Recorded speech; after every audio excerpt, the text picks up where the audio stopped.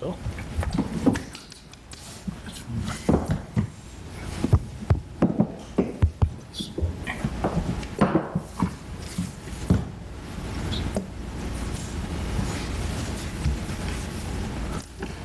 Call the meeting to order. Call the roll. FY 2020 capital improvement budget hearings. Trustee Fenton. Here. Trustee Dodge. Here. Trustee Calandrello. Trustee Healy. Here. Trustee Katsinas. Here. Trustee Malani. Here. Mayor Peacock. Here. So before we start tonight, I want to make a few comments about our capital budget. So a few things after looking at it over this weekend. One of some things we need to do going forward is we need to look at our building and asset requirements, especially given the lower utilization of some of our buildings, and project that into the 5-year plan so that we don't spend money on projects wastefully. A couple of examples. An example where we've done this is Wheeler Drive, where we milled an inch off and redid it because it saved us money from potholes, not necessarily buildings, but projects. And then an example where the county certainly hasn't is 108th Avenue, where in 14 years it's been under construction, 13 years, 108th and 159th. So let's make sure we do stuff once. Our analyses need to include, and some of the stuff that was missing in here we'll talk about tonight, alternative sources of funding, maintenance experience, including the downtime, and the risk associated with that downtime. I know, Tom, you'll have answers to some of that. Tonight, we have an approximate $25 million budget for the year. Our requests this year are $13 million higher than this. I think a lot of these requests are aspirational, and going forward, I think we need to do a bit of a better job with the 5-year capital plan so that it's more realistic. It shouldn't be pie in the sky. It needs to be realistic, and if we find extra money, we can roll stuff forward. Our mindset needs to shift a little bit. And look at capital in much the same way that a business looks at capital, as we are similarly capital constrained. By this I mean we need to understand how much it costs to repair and maintain items versus equipment, versus replacement of equipment. Just because something is projected replacement time doesn't mean we have to replace it at that time. Sometimes refurbishing is a good answer. A way to think about this is that you are spending your own money. But more than that, it's you're spending it at a time when you're moving into retirement and your income is fixed, because ours is going to be relatively fixed and flat going forward. I know this is maybe a bit of a cultural change and a new way of thinking. However, I really think it's important for the long-term success of the village. I think there's a lot of good stuff in here tonight. I think we'll have a good discussion about what we need to do going forward. Go ahead, Tom. Mr. Chairman, August 26th, staff presented the 2020 revenue budget, including, among other items, long-term financial forecast and funds available for capital and technology. Today, staff is prepared to present our recommendations for the capital budget. The capital budget is comprised of the 2020 capital request, including the village's multi-year capital improvement program. Technology, our 2020 technology request, vehicles and equipment, requests that funds are available for. This budget includes approximately $4 million in a line of credit proceeds from an existing line of credit. The direction of the Board of Trustees seems to be to issue an approximate $12 million of new debt for road improvements between now and 2023. The road improvements debt will be offset by approximately $43 million in bonds that will be coming off the books between 2020 and 2022. So the potential road improvement debt would be about $16 million. The reduction of the bonds, again, is $43 million. The net effect is $23 million reduction in debt by 2023. This frees up revenue for both home rule sales tax and the tax levy. Capital improvements, BIS, and vehicles have been prioritized based on staff input, reviewed, and modified by the village manager. The discussion today is to ask the Board of Trustees to affirm or amend staff's recommendation. Staff can then move forward to the next step of the 2020 budget preparation, and to that end, staff is available here to either answer questions or give additional information on the items included in the capital budget. Thank you.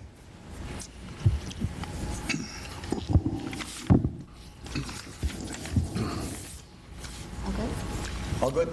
Okay, so here we are again. This is CIP Vehicles and Technology. We've kind of separated these out over the last few years and done it as a separate hearing.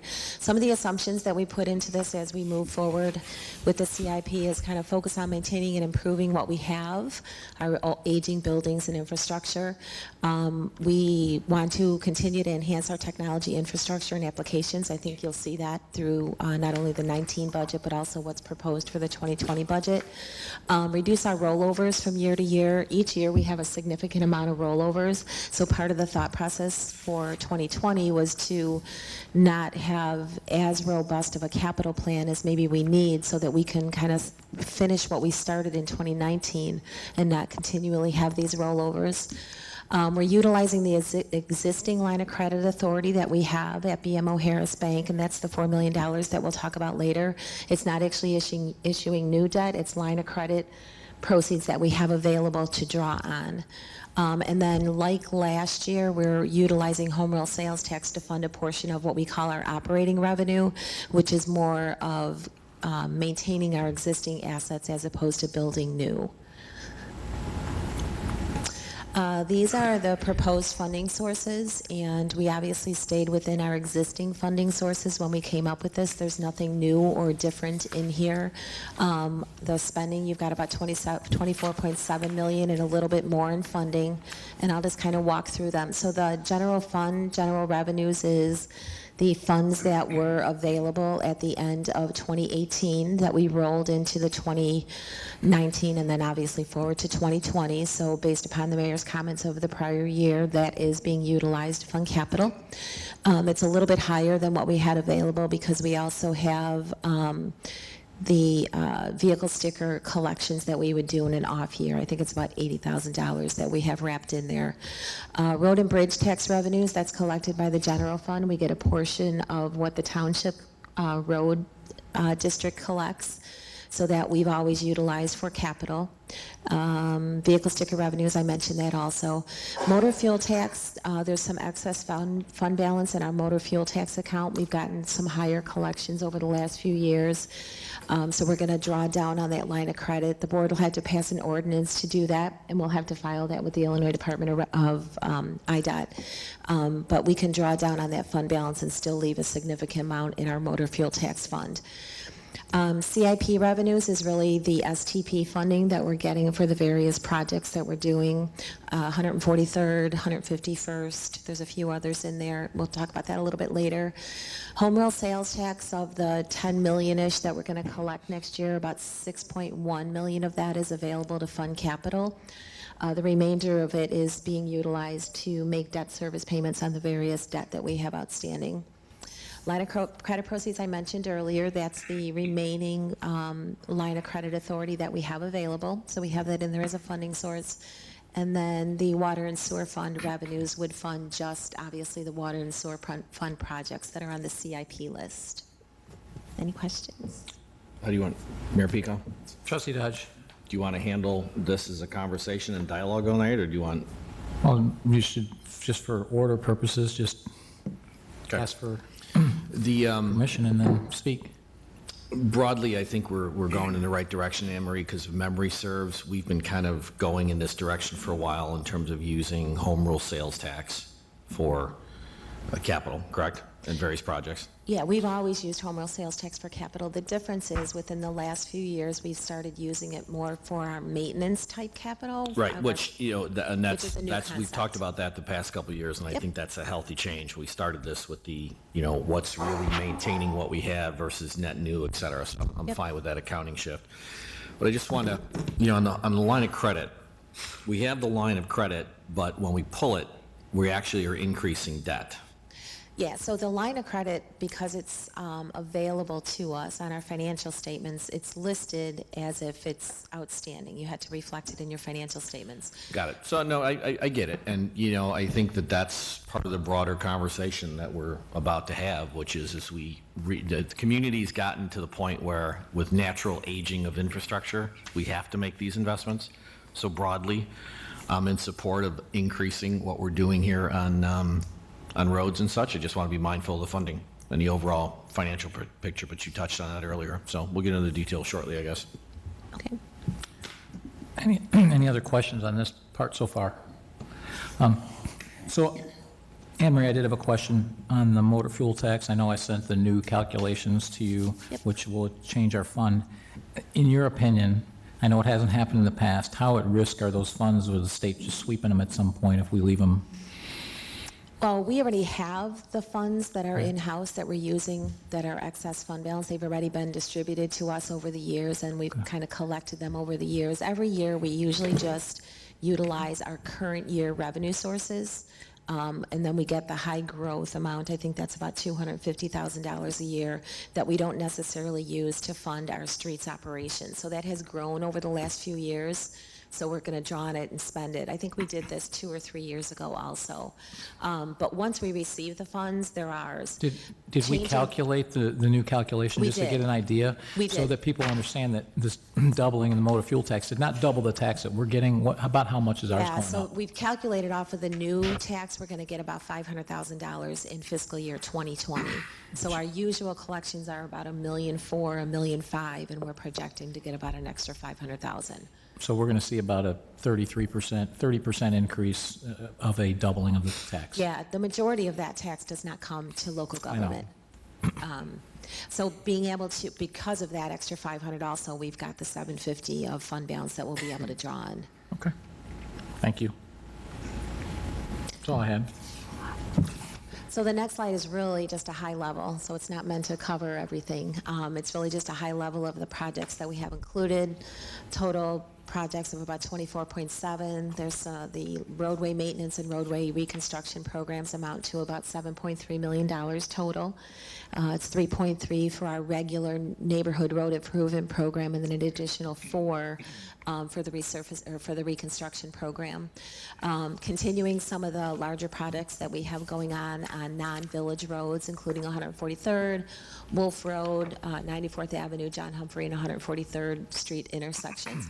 Those are all partially funded through STP funds. So those are really put at the top of the priority list, because if we don't do the project, we don't get the funding. We've been converting over to LED lighting. We're going to continue that practice. Improvements in Centennial West, finishing up the John Humphrey complex, and then we have a new park in there, the Marley Creek Park. Various water, sewer, and storm improvement projects, and then various improvements to village facility and amenities. So obviously, there's a big list that the board got. I think I handed it out to you guys last Thursday. I just gave you a big copy. So if you want to go through the projects in more detail, if there's questions, staff is all here to kind of answer any detailed questions that you would have. Yeah, I think we're probably going to want to do that. I don't know what else is in this presentation. There's technology and V&E, but if we want to cover, do we want to cover capital first and Why then don't we jump talk, into why don't we those? talk about what's on here, the technology and that, Okay. and then we'll go into the... So technology, we're proposing, like you can see, about $710,000. Some of it is continuing the projects that we've currently started. Tyler Technologies, ComDev, and Work Management. Work Management has been implemented internally, but not externally to residents. ComDev is in process. I think we're going to go live sometime, most likely early next year, and Dave's here to fill in a little bit more on that. The AltiPro software implementation is our new payroll HRIS system, and we're in the process of implementing that. So those costs will continue over time. We want to do some more website development, so we've got some money in there for that. Improvements to our networking hardware and software. We need to do some integration of some of our existing systems and some of our new systems, such as the Tyler Technologies ComDev needs to be integrated with our current cashiering system, and there's some other integration that needs to happen. A variety of PCs and laptops need to be replaced because the operating system that is on those current devices will not operate with the new Microsoft software that we'll be implementing. And then we have boardroom audiovisual upgrades included as proposed technology. V&E, about $800,000. We've got 2 of the larger plow spreaders. I'm not going to read through them. We've got the other vehicles that are listed up there. Those are listed in order of priority by the V&E department that was submitted as a complete list and was prioritized. So that's really all that that's kind of the summary of it. There's obviously a lot of detail on all the pages that you guys have in front of you. So why don't we just go through this by page? Why don't we start, everyone, with technology and see if anyone has any questions or comments on technology. Mr. Chairman? Trustee Malani? Yeah, I have a few questions for staff. I noticed the Avaya telecommunications system upgrade is a project that, again, won't be funded.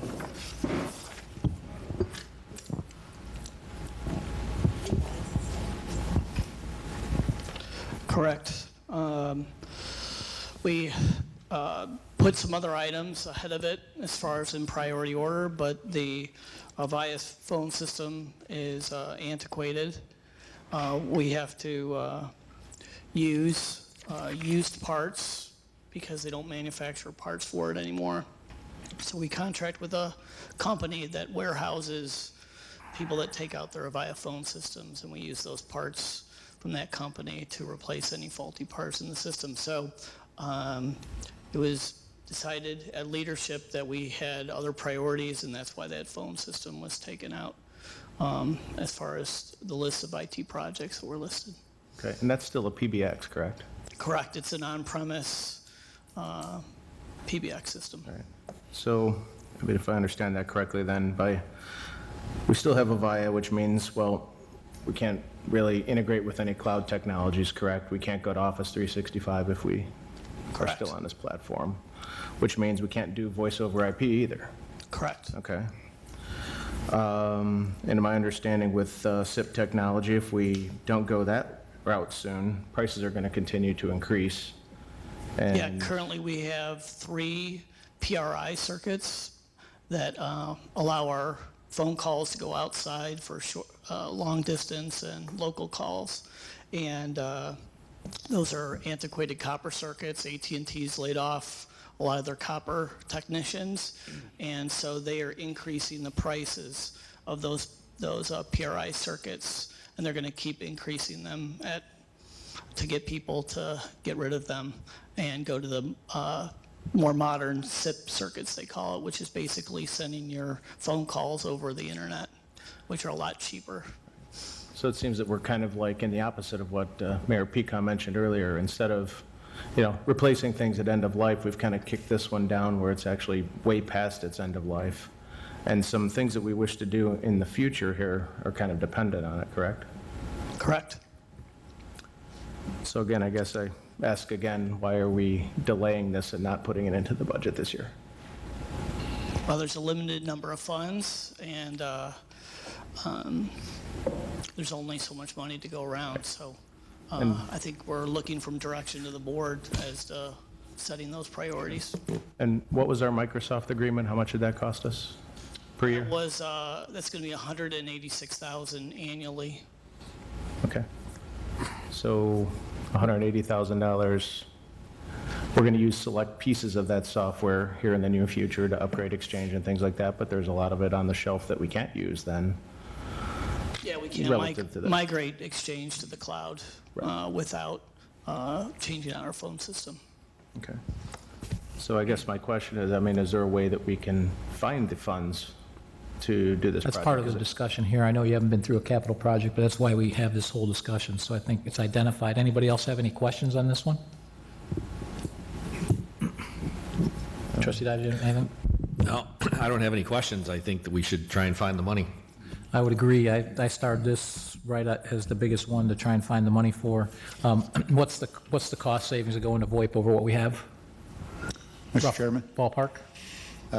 we haven't done a cost basis analysis on that. We'll get that done and provide the Yeah, the information. bottom line is there's cost savings by switching over to VoIP. So by switching to the 400, we're saving a significant amount of money annually when we go to that. Plus, we're increasing functionality. So this seems to be the one that we should find money for. The other question I had on the technology side is we've invested a lot of money the last couple of years, and I know that half the board and also Dave, you weren't here for that, but so we're pretty much down the integration on those paths right now, and these are the ones that we have for this upcoming year. We don't have anything else that we're looking to put in there from an efficiency perspective yet. Right now, we're focusing on infrastructure because I think we've push the cart down the road long enough on some of this infrastructure has to be replaced, Okay. such as our network switching equipment, which is end of life. We can't do certain things unless we put that network switching equipment in. So we're focused right now on just building the foundation as far as network infrastructure, software infrastructure, those types of things. And once that foundation's built, then we can look at layering on other applications and technology that can improve the efficiency of the organization. But this infrastructure will help improve that. Faster machines will allow staff to be more productive, will allow us to enable new software technologies that we'll all be able to take advantage of to be more efficient and productive. Okay. The other question I had in here, I think I saw it later. I thought last year in the technology budget, one of the additional projects we rolled in was to upgrade the sound system of the Civic Center, and I saw that again on the technology this year. Has that been upgraded yet, or is that in the wish list for future?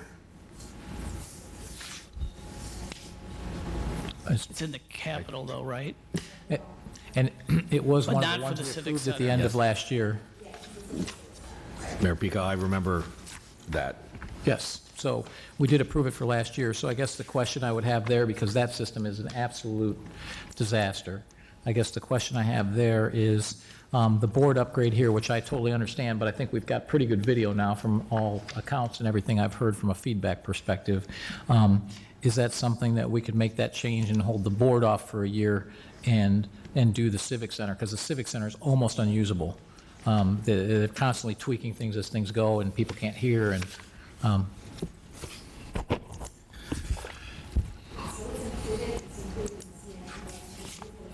think you're off again. last year it was on technology.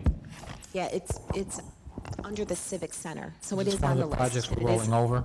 Nope, it's funded right here on these lists that we have, but Okay. we kind of do it differently because the Civic Center is a separate component unit, but So- it's budgeted for. But it remains the fact that it didn't get funded, it didn't get done this year like we had originally planned, Right. but it's in the next year's budget. Okay, Yep. cool. And so the idea with that would be to probably take a look at both systems at the same time, so we can standardize on similar Sense. systems in order to support it. Okay, that's all I had on technology. When our- I have one quick question. Sure.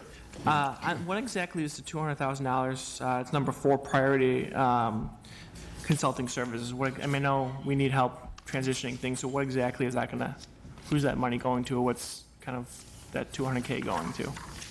It will be going to supplement IT staff, so we're going to be posting 2 new positions shortly, but there's no telling when they're going to be filled, and so it helps supplement if we need to complete these projects, and so it includes contracted workers to assist us in contracting to implement those projects, as well as supplementing us in other areas such as the sound system or the AV systems and some of the upgrades we're doing. So this $200K is not going for all capital costs, but maybe the soft costs to implement all the capital that we're doing? Or this sounds kind of like not a capital issue. Am I misunderstanding the $200K? Yeah, so what's being presented tonight is our CIP plan, as well as our technology plan and our vehicle plan. So this is part of the technology plan, and I think it's to kind of hire consultants to do some of the other things that are listed here, as well as some of the ongoing projects that we have that we need an external consultant for. And some of it, maybe, Dave, is the integration that we need to do between some of the systems, such as Enterprise and Tyler Technologies ComDev. So we would utilize a consultant to help us build that integration. So I think that's partially what that's for. Okay, thank you. Okay, moving on to vehicles.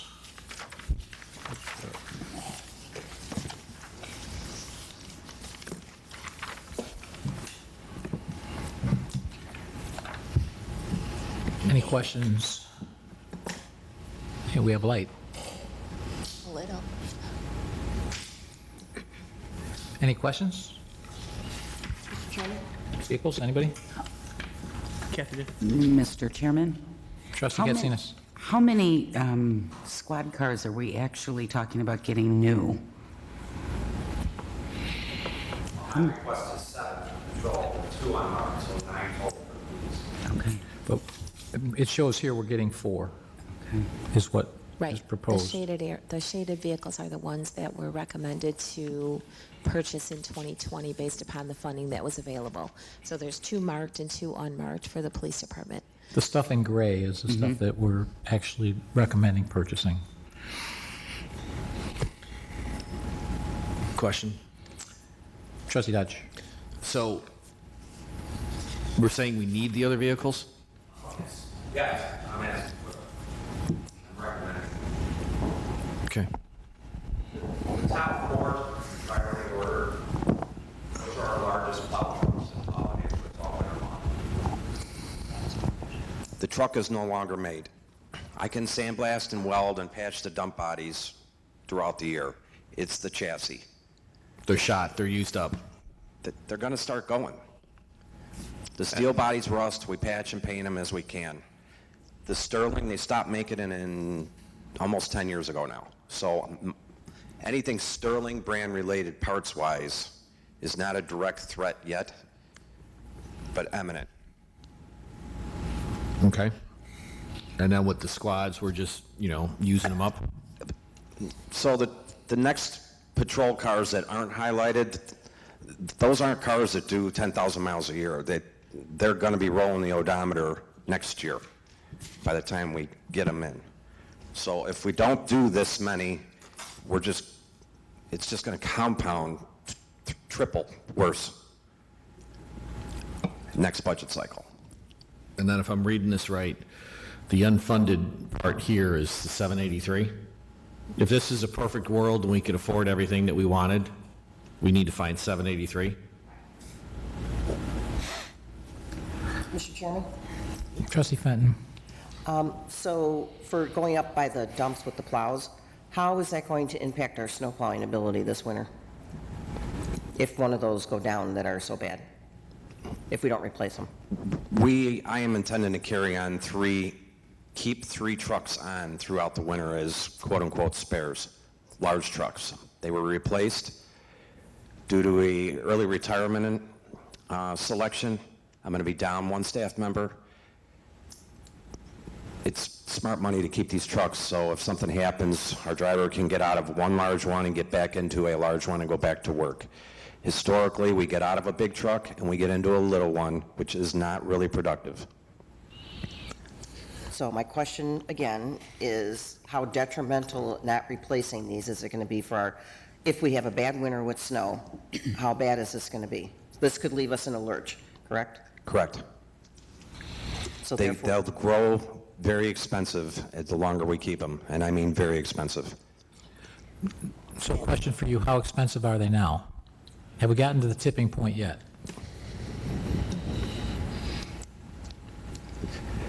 Versus what they're worth right now at auction? Yes. No, versus how much does it, versus we're making a decision whether to maintain what we have or buy new. So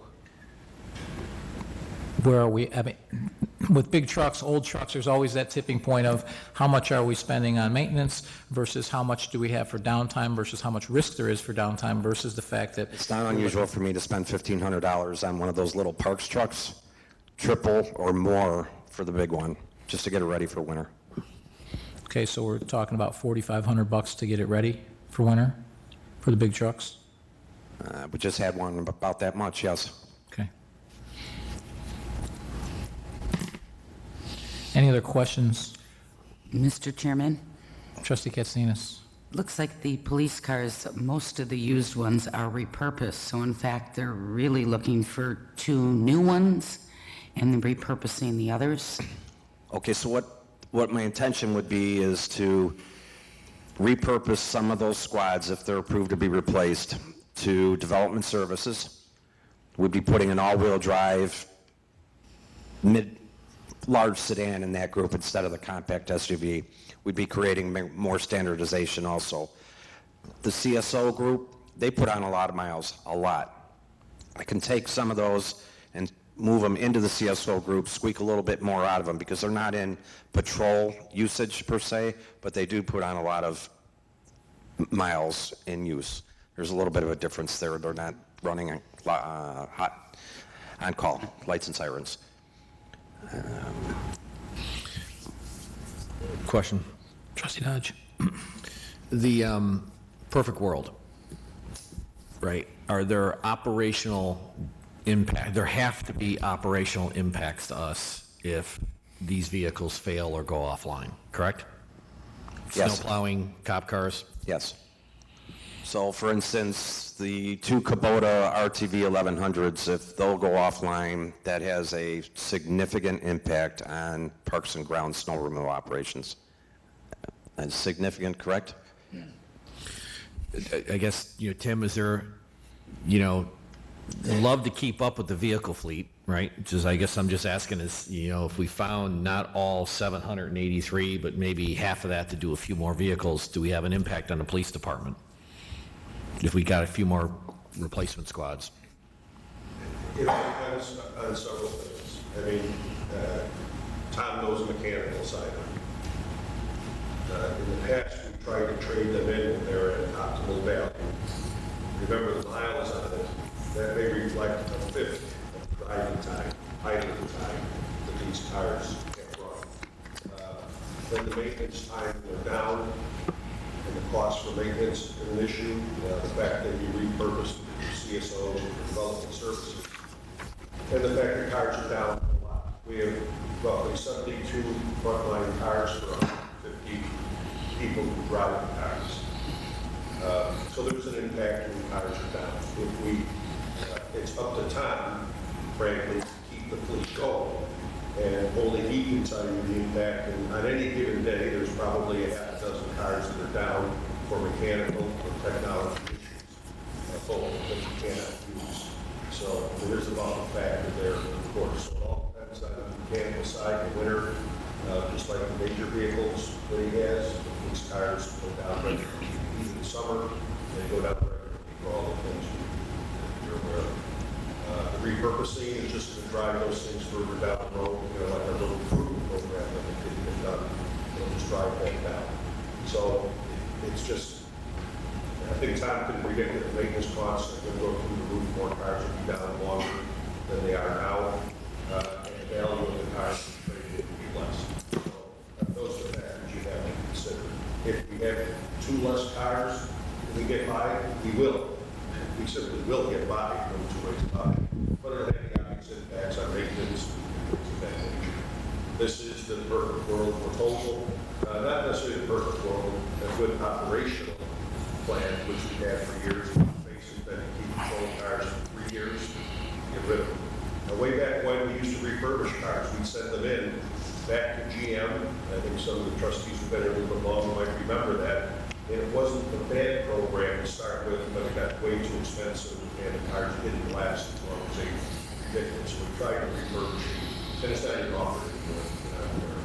Correct. The requests are reasonable in line with what we've done before. We understand there's only so much money. We'd like 9, but you just so you understand the impact of 5 that would be repurposed and what could happen. So that essentially the facts. That's correct.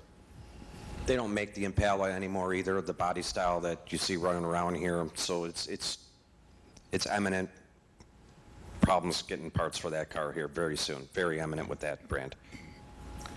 Any other comments? Trustee Healy?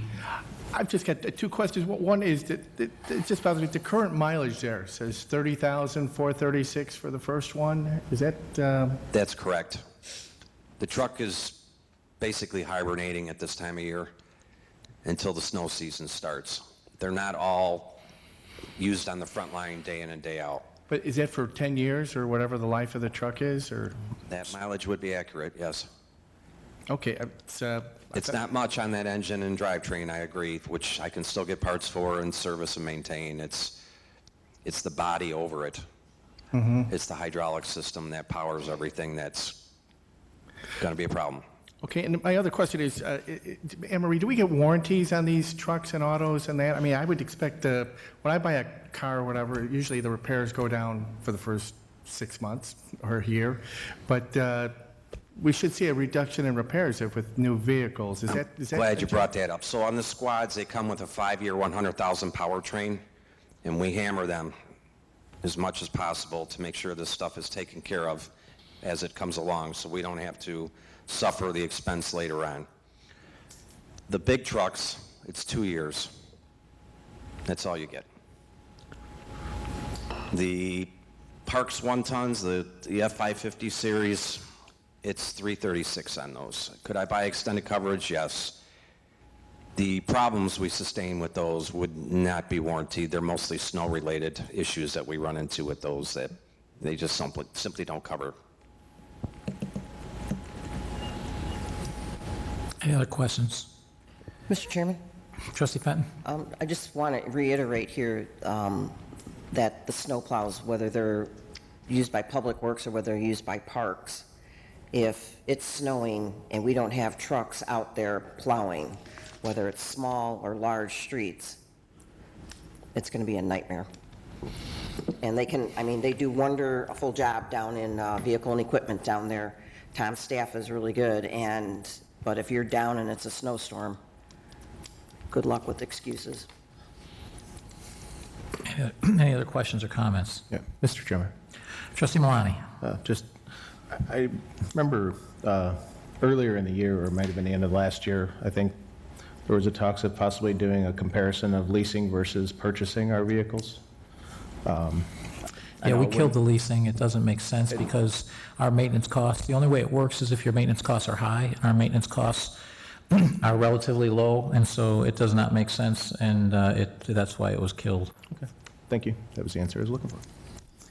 Any other questions? So just a couple of comments. As somebody who is obviously familiar with equipment, maintaining it, and big equipment, so I totally understand the chassis getting to the point where it needs to be patched and repaired and the like. And I understand the risk of having something down. I also understand the constraints and capital constraints that we're under, and I look at some of these trucks, like I'll take the 2012 Ford F550, 41,000 miles. 2012, it seems like we should still have some life left in it. I know we're not planning on replacing it as far as this plan goes, but, so I guess the question is why on that one? If we're going, I totally understand having backup trucks because they're not worth anything on the market. I actually think that's a good plan. If that's the case, why wouldn't we take one of the scraper spreaders and buy one of those and buy one of the plow spreaders, because now we have a backup of each kind. So just some thought there as well. And then I clearly understand and totally agree with anything that's age, condition, problematic, that type of thing. And we have like 4 of these on here for sure. They definitely, we can't continue to have that, because to me, if it says age, problematic, condition, that's something you're already experiencing the maintenance issues on, correct? That genie lift's a nightmare. Right. So the point is you're already experiencing that. The other ones, you're expecting that to start happening at some point. Those you're already experiencing, correct? Okay. And then the question I have for you is repurposing to dev services or admin. I look at their cars and I see them parked in a lot, and for the most part, they're not all out. It seems like those are in pretty good condition and would be maybe in better condition than our marked cars. Is that not correct? They look great on the outside. You lift them up in the air, it's a different story. Okay. The rust. Fair enough. Okay, those are... There's also 2005 model year vehicles in that department of the village too, so that's another thing I'm taking into account. Okay, so you're gonna take out the 05s, and I don't know what years those are, because I don't have the list Yes, of the Ford Focus is the oldest one they have. Okay. And repurpose a viable candidate from the police fleet to that division that has been well received. I have one in that division now for a little over a year now. I don't know if they're here, and it was well received. Not only because of the all-wheel drive functionality in the bad weather, the more room. There's more room in there for the employees. Okay. Any other questions or comments on this? Mr. Mayor, Trustee Calandrello. I think this is something else that we kind of said, let's find some money. I think this is something that we need to review again, see if we can at least help out with maybe one dumpster one plow for parks and one utility car or something like that. I mean, if you do one of each, it's roughly $275, but, you know, I don't want to be, what's that, penny pinch or money, whatever that saying is, that in the long term. Penny wise and pound foolish, I think is what you're looking for. There you go. So I think we should review this again and see if we could at least get a little bit more out of this. Thank you, Mr. Mayor. Any other comments? I just wanted to, excuse me. Trustee Katsinas. I think it's important for safety too, in addition to snow plowing, but for public safety to have police cars responding to 911 that are in optimal condition. That there can't be any question about their breakdown. Well, I don't think we're in any position where that's happening, so if we did, we'd already have seen those cars be replaced, correct? Correct. Thank you. Thank you.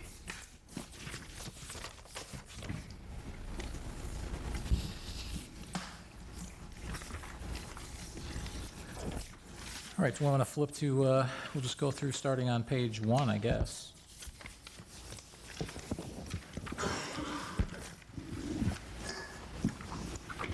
Which set of sheets? General fund, park Yeah, the one development. that starts with general fund, if you want to start there. Yep. So do we have any questions or comments on the general fund? Mr. Mayor Pico? Trustee Dodge. Just broadly, you know, Tom and Anne Marie, when you built this, there's usually a very long list. Did you simply slide the long list that's not funded out into the future, or how did we pull this list together? So the list originated with the departments. Okay. The directors from the various departments compile this and provide it to finance. We just kind of compile it all together, put it in priority order as submitted, and then myself and Tom and all of the directors met. We knew how much we had in available funding. We don't usually, as staff, come forward with new funding sources. We usually come forward with what we have funding for.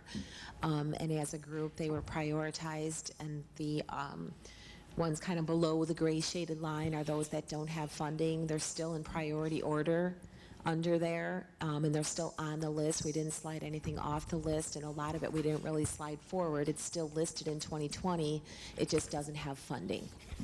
But those were the priority order, as well as the year that they were plopped into was based on priority. Okay. Any other questions or comments on this? Trustee Healy. Emery, do we use a performance contractor in these energy saving? Yeah, actually, I'm going to let the directors answer actual questions about the projects. So we currently do use energy performance contracting for some of the projects we do. Do we use it for the HVAC or just Yes. for the lighting? And who is the performance contractor? That's CTS Group.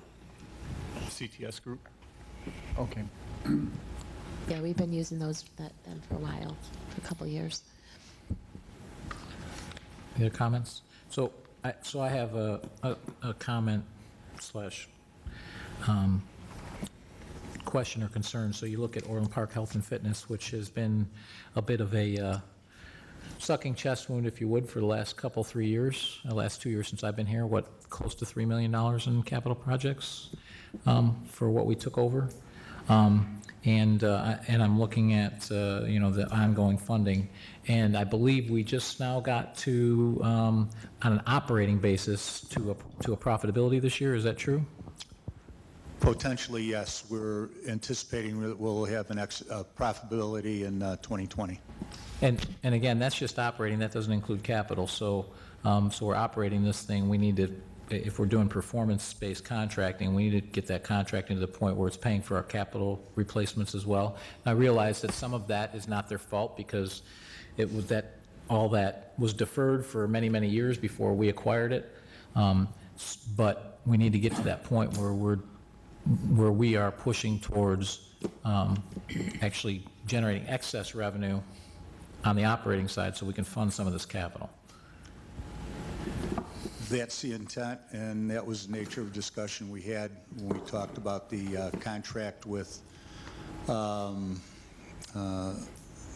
Wellness, We are profitable. We believe we're going to be profitable in 2020. We think the profitability will grow, and the excess funds, profits, in essence, will go to how the village directs us to spend it, but we thought capital would be a good place for it. Mr. Chairman? Trustee Dodge.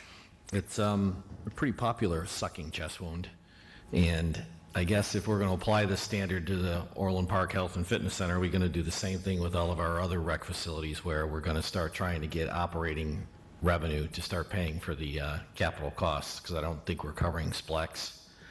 I don't think we're covering Levy.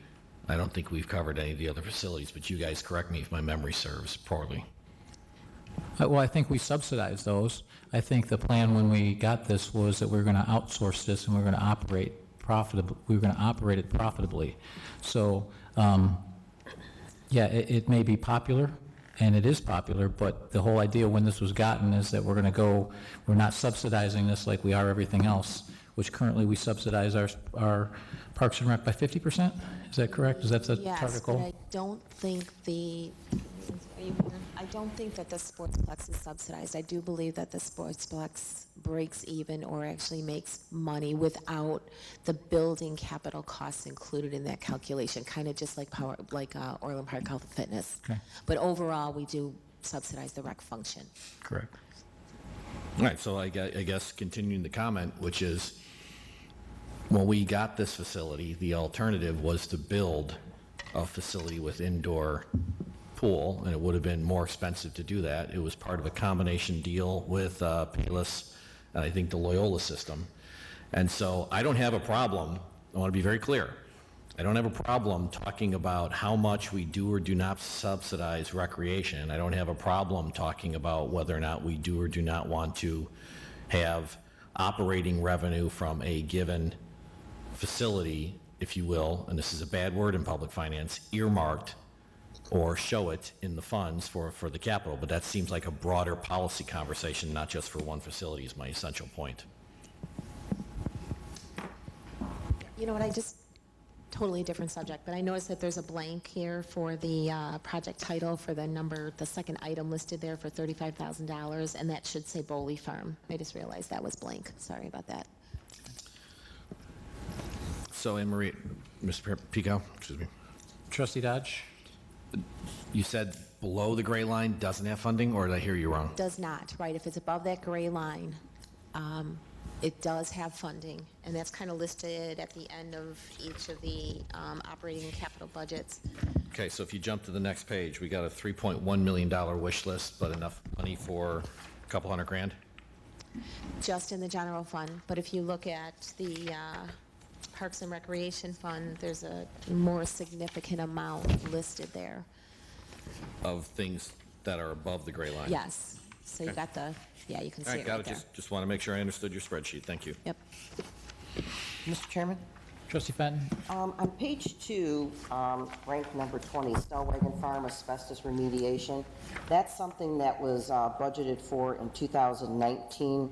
I know there's money for a line of credit, and the amount for the asbestos removal in the house is not going to be $20,000. We know that. We are getting 3 quotes currently for that, so the money for that is there. And then item number 22, or ranking 22, the Hoster log cabins, repair and replacement. The museum has secured a $15,000 grant, and they have $20,000 in here from building maintenance. So those 2 items, and they're not in the above the gray line group, they're below the gray line group, but the money is already available for those 2 items. However, the Hoster cabins are still in question, but the money is there to do that, replace that stuff, so I would hope the board would go ahead and whatever, Anne Marie, whatever we have to do. If the money's already there, we should move it above the line, I would think. Does anybody have a disagreement with that? What do we have to do to Yeah, get the so was that asbestos money that's already in that $72,000 line of credit? So it wasn't actually budgeted, but there's funding available to Okay. do the project. So we would do a budget adjustment for the $20,000 or whatever the cost was, and the funding source for that budget adjustment would be the Is there? line of credit dollars that were allocated to Stellwagen and not used for the path. Correct. Or I think the building improvements or whatever it was. Yeah. Yep.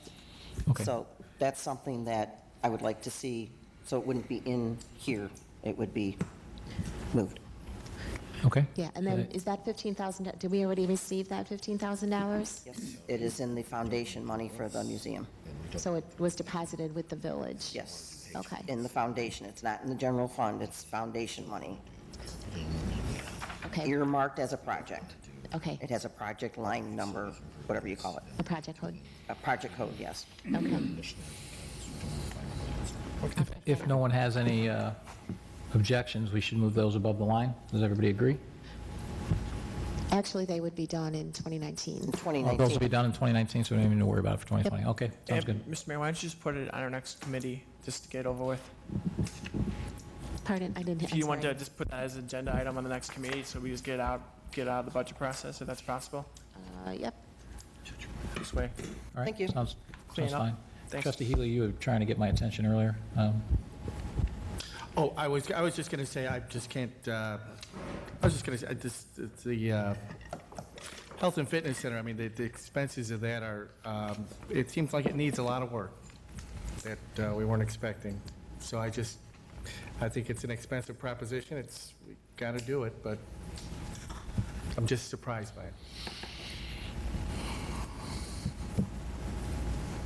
Mr. Mayor, I have a follow-up on that one. Trustee Calhoun. Did we pay for Orland Park Health and Fitness? Did we get a $9 million facility for nothing, other than a land swap? we did a land swap, and we got a building that needed to be improved. But the start as a $9 million building, correct? With a pool, and helped a lot of people out, too. Did we do a full capital analysis of that to see how much capital we were going to have to put into it? I don't know that we did a full analysis on that. Thank you. We did do due diligence, but I remember that. We did.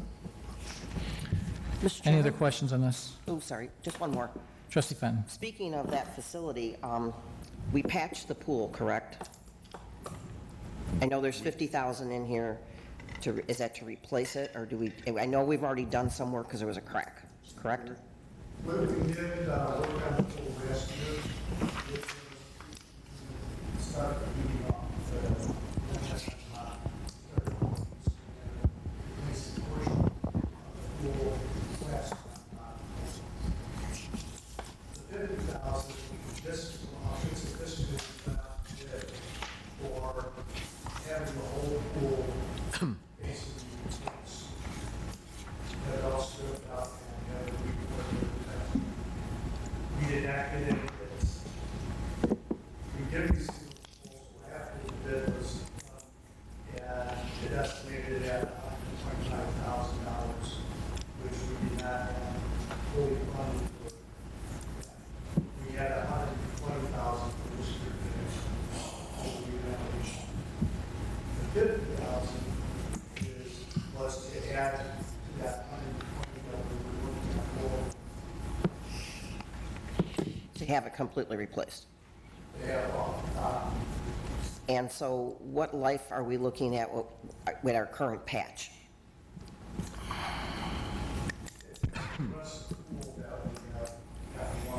When they drain the pool is when we'll see the problems with the base of the salt. They'll start cracking, or start leaking these spots. Right now, with the water out now, it's down. So we don't see any distress in any other pasture, but the base of the salt. Next year, during the summer, when they drain the pool, we may notice that there's one crack.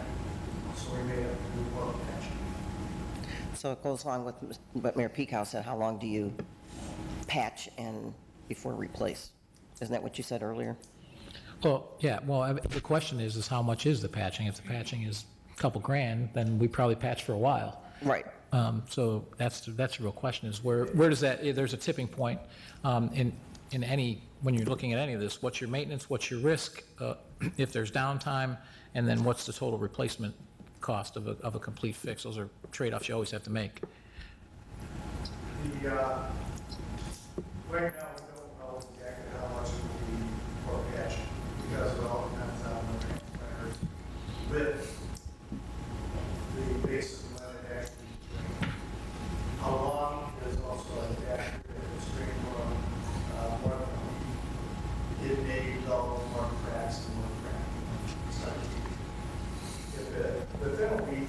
usually doesn't or hasn't appeared. When they did it this year, we did not see any additional work that needed to be done. It's a variable that we don't really know what will transpire in the life of the pool basin itself. Has basically a 10 to 15-year life on that basin and leach that. So we were trying to control that by having the golf lessons we saw what transpired last year. When we drank the whole. So what you're saying is there's a potential in any given year that we should be prepared for an emergency $50,000 to say it's beyond patching and we're going to, but we're going to have to deal with that. 50,000 plus the 120. What, right, the 120 that we're already doing, but there's the potential in any given year when we drain it to clean it, that we could see this $50,000 come across. Is that correct? All right. Mayor Pico? Trustee Dodge. Makes certain sense for all of us to be kind of committed that those kind of funds are available for contingency, like that idea. Question, right. Every time that's happened since we've been here, I think we've said if it's got to get done, No, it's as long got as to they get can done. move, as long as they understand they can move quickly, great. So Anne Marie and Tom, I guess my question is, can you go back a page, first page? Lots of big numbers on here, like roof replacements and HVAC controls. And I think I've been reasonably consistent over the years, right? We've been doing this for a while. I get you got to have a wish list. I get you got to have a priority order. Are these on here because they're wish list, or are we right close to needing a pretty massive capital infusion everywhere? Because that's what I see in the numbers, funded or unfunded. Roof replacement sounds kind of serious. And before you answer, that follows up with what my comments were about our 5-year plan. Seems like we have all the aspirational stuff in the first year, and we don't really have anything in the 5-year plan. So where does that fall? Yeah, so just real quick, and then Rich, I think, in my opinion, what you see is that when the departments submit it, they're saying that all of these things need to happen in the very near future. Obviously, we don't have funding for them, so they don't necessarily happen. I think if the departments felt it could be done 3 or 4 years from now, you would see it in those out years as opposed to the current year. But go ahead. The roof replacement, most of the money is for the Public Works garage. It's currently leaking in several locations. Mechanics have to put tarps up on occasion over their tools to keep things dry. Does that impact maintenance? I'm kidding. Bad joke. Well, and so Mayor Pico, to your point, I mean, it's, if we have to have the conversations and we have to make the investment, then whether we do it on a 3-year or 5-year cadence, right, we're going to have to get after this stuff. So that seems like that's imminent. Compared to, so I'll go down and piggyback on this. We have a $740,000 for lower level rec admin demolition. Okay, 700,000 of that. To me, that's not anywhere near what you're talking about with a roof leaking, number one. And number two, I don't think we want to do that until we actually evaluate all our facilities, because we know we have a lot of empty space that's not used. And do we want to keep, we've talked about this before, do we want to keep all of our facilities, or are there facilities we want to get rid of, and do we want to shrink something in there? And we would need to know the answer to that before we decide to demolish and rebuild. So that 740 seems like that should not be in this year, but the roof definitely should be. Right. So Yeah, and you kind of see the roof is a lot higher of a priority. Understood. I guess one of the things I would like to see, maybe not tonight, because you won't be able to get to it, but I think, I'm hoping the board would agree, things that are imminent that have to be done, we need to know that they have to be done, even if they're number 6 on the priority. If this roof is leaking and is impacting maintenance and our ability to do work, and we've got tarps on it, then we need to fix it. That's different than, we have a roof that's at its 20-year life, it's not leaking yet, it's still fine, but we've got it on our list because it's reached its lifespan. Those are fundamentally different issues. Yeah, and I think we're broadly in agreement that this needs to be pulled apart and reassembled, because if we've got to think about this, I don't want a roof falling in anybody's head. I'm pretty sure that screws up the vehicles and the workers, right? Round number. Not Tom, he's quick. So I just.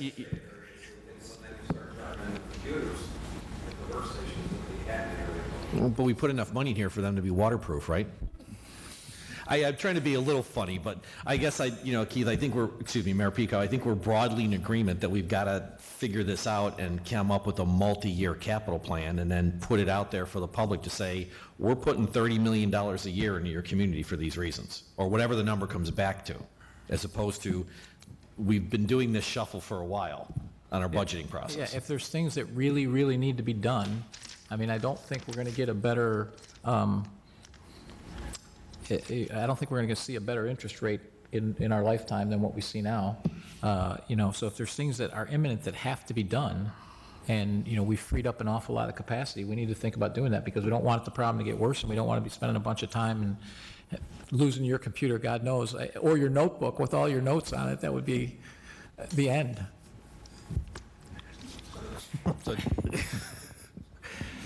Sorry, I pick on Tom because I know him so well.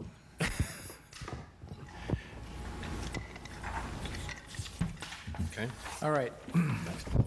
So I think the message you're getting from the board, just in general, is any of those projects that are below the line that are, no kidding, we've got to do them now because they're beyond crisis point, those we need to know. Now, that doesn't mean that everything on here is a crisis, okay? So, use good, solid judgment. Again, pretend it's your own money that you're working with. So when we do that reorganization, which obviously will have to come from the departments, we just kind of put the numbers on the paper.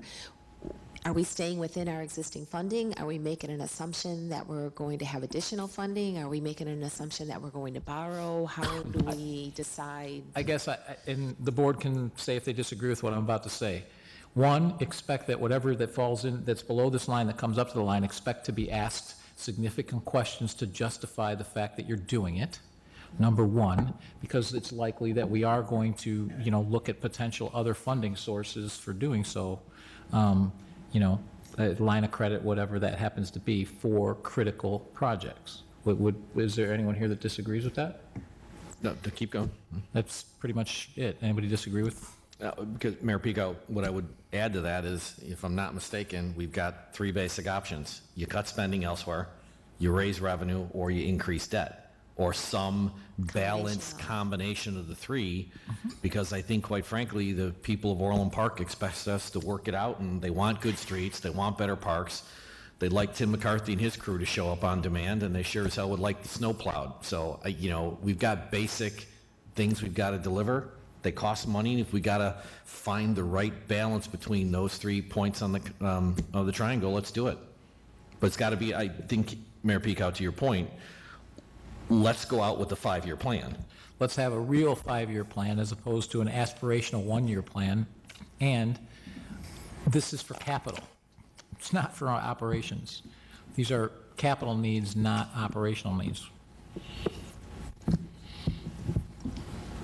Mr. Chairman, so just to be clear for direction to staff, we're going to take a look at things that, number one, have to be justified, but we feel are critical to the mission that has to be addressed in 2020. And correct. Mission critical items. Okay, and then the board will review. We're not going to go and replace items above the line, but we'll provide the list, and then the board will give us direction in terms if they'll make additional revenues available, or if we'll have to go back and cut in other areas. Correct. That's correct. Okay, thank you. And these things that you're calling mission critical, again, be prepared to support it, because I'm sure you're going to get questions. I have it underlined. Okay, I'm guessing you're going to ask those questions first. we'll figure it out. We're done. Ready to move on to recreation and parks?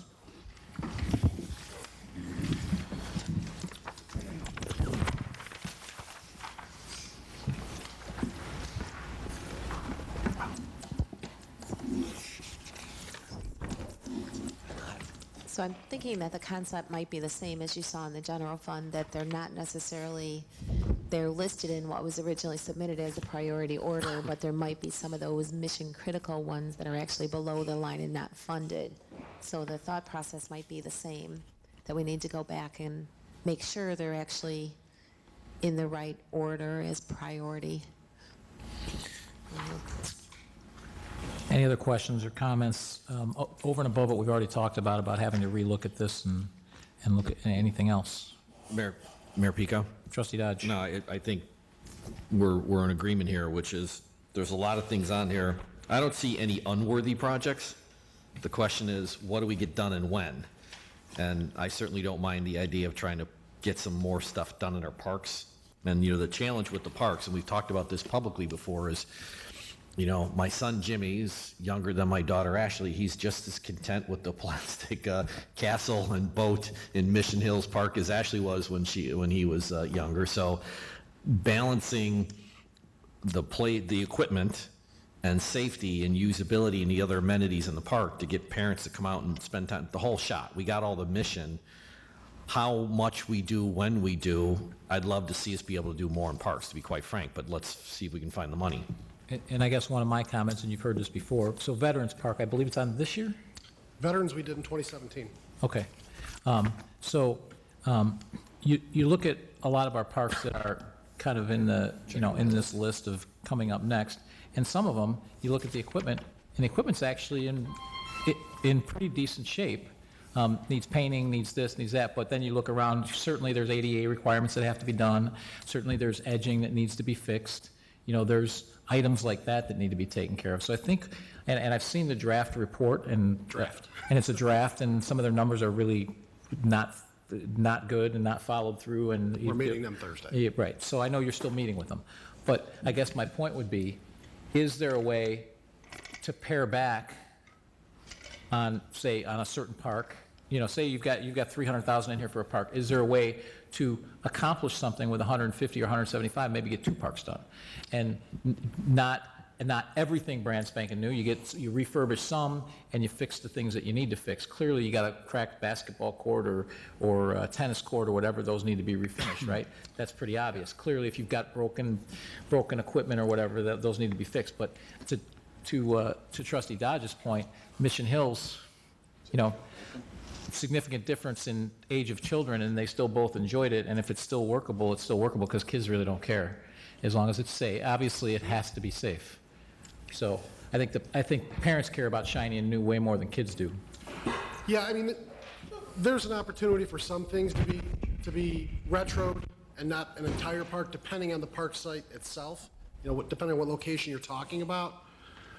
Some of our parks, age-wise, predate ADA, so anything I do when I start to tear into them, it's going to make us update to be compliant with I believe we're in the second iteration of ADA now.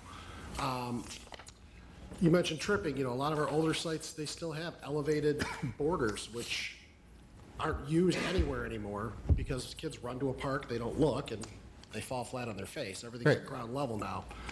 As we move forward and we try to renovate our sites, we're trying to make them more maintenance friendly. So we're adding more pour-in-place surfacing, which is pretty much the standard now, what is recommended to be installed in a park versus wood chips.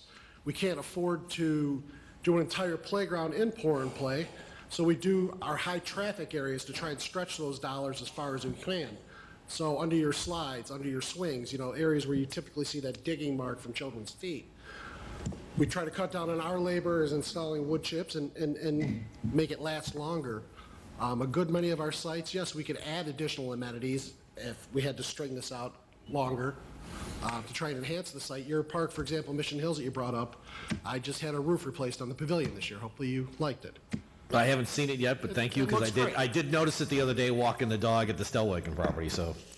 So I guess the point is to really take a critical look at these things and say, okay, 300,000 is what can we do what we need to do with $200,000? We got to look to start stretching these dollars wherever we can. And obviously, trucks are trucks. I mean, when they fail, they got to go. Roads are roads. Your tennis courts and your basketball court, they are what they are. And when you got to refinish them, you got to refinish them. But where can we be smart? And, we just did this, we just did it with the Village Hall landscaping. The plan was brought to me, obviously I have a little bit of experience, and I said, do we really need to do this, this, and this? And, and the comment was made to me in my office, well, we're doing this because of salt damage. I'm like, well, what does that do to impact salt damage? And we talked about it. He goes, well, really, it really doesn't. I said, okay, well, why don't we get rid of this? And it took $30,000 off the project. Well, that's $30,000 we can spend somewhere else. So anything that we can do like that, because back to my point as the night began, which is, you need to spend it like it's your own money, but you also need to spend it like your own money and you're about to retire and you're going to be on a fixed income. So you may want to fix the roof on you may have to fix the roof on your house. You got to fix that, right? But some of the other stuff, maybe you need 5 plants instead of 10. Those types of things. Those are the things that we need to think about as we go forward so we can stretch these dollars and get as many of these parks done as possible. Mr. Chairman? Trustee Fenton. Just a question. When I was going through this, I saw Humphrey Woods, you're going to do something over there. It wasn't above the gray line. It was below the gray line. But because it's with the forestry department, do you go out for grant money and stuff for all of those? We are checking into that now. Oh, okay. Our operations manager and our horticulturists are digging into that now. We had an evaluation done on the woods, broken down by sections, and there's a lot of invasives that you're going to start to lose quality of that site, so we don't want that to happen. We keep losing a lot of larger trees on the property, so we're trying to get ahead of it so that we don't lose that asset. Okay, because I know they have a lot of grants. Yeah, they're working on that now. Okay, thank you. Mr. Mayor? Trustee Calendro. I see Cecil Park got pushed under the gray again. I know that we're still fixing the street, we still have irrigation issues. That neighborhood's teared up. Is that one of those things that maybe we should try to see if we can get the neighborhood all complete, or would it be there's some deficiencies of doing it all at the same time? I know Cecil Park is aging, and I also know there's a master plan that has a couple less soccer fields, but it'd be better drainage, better usage.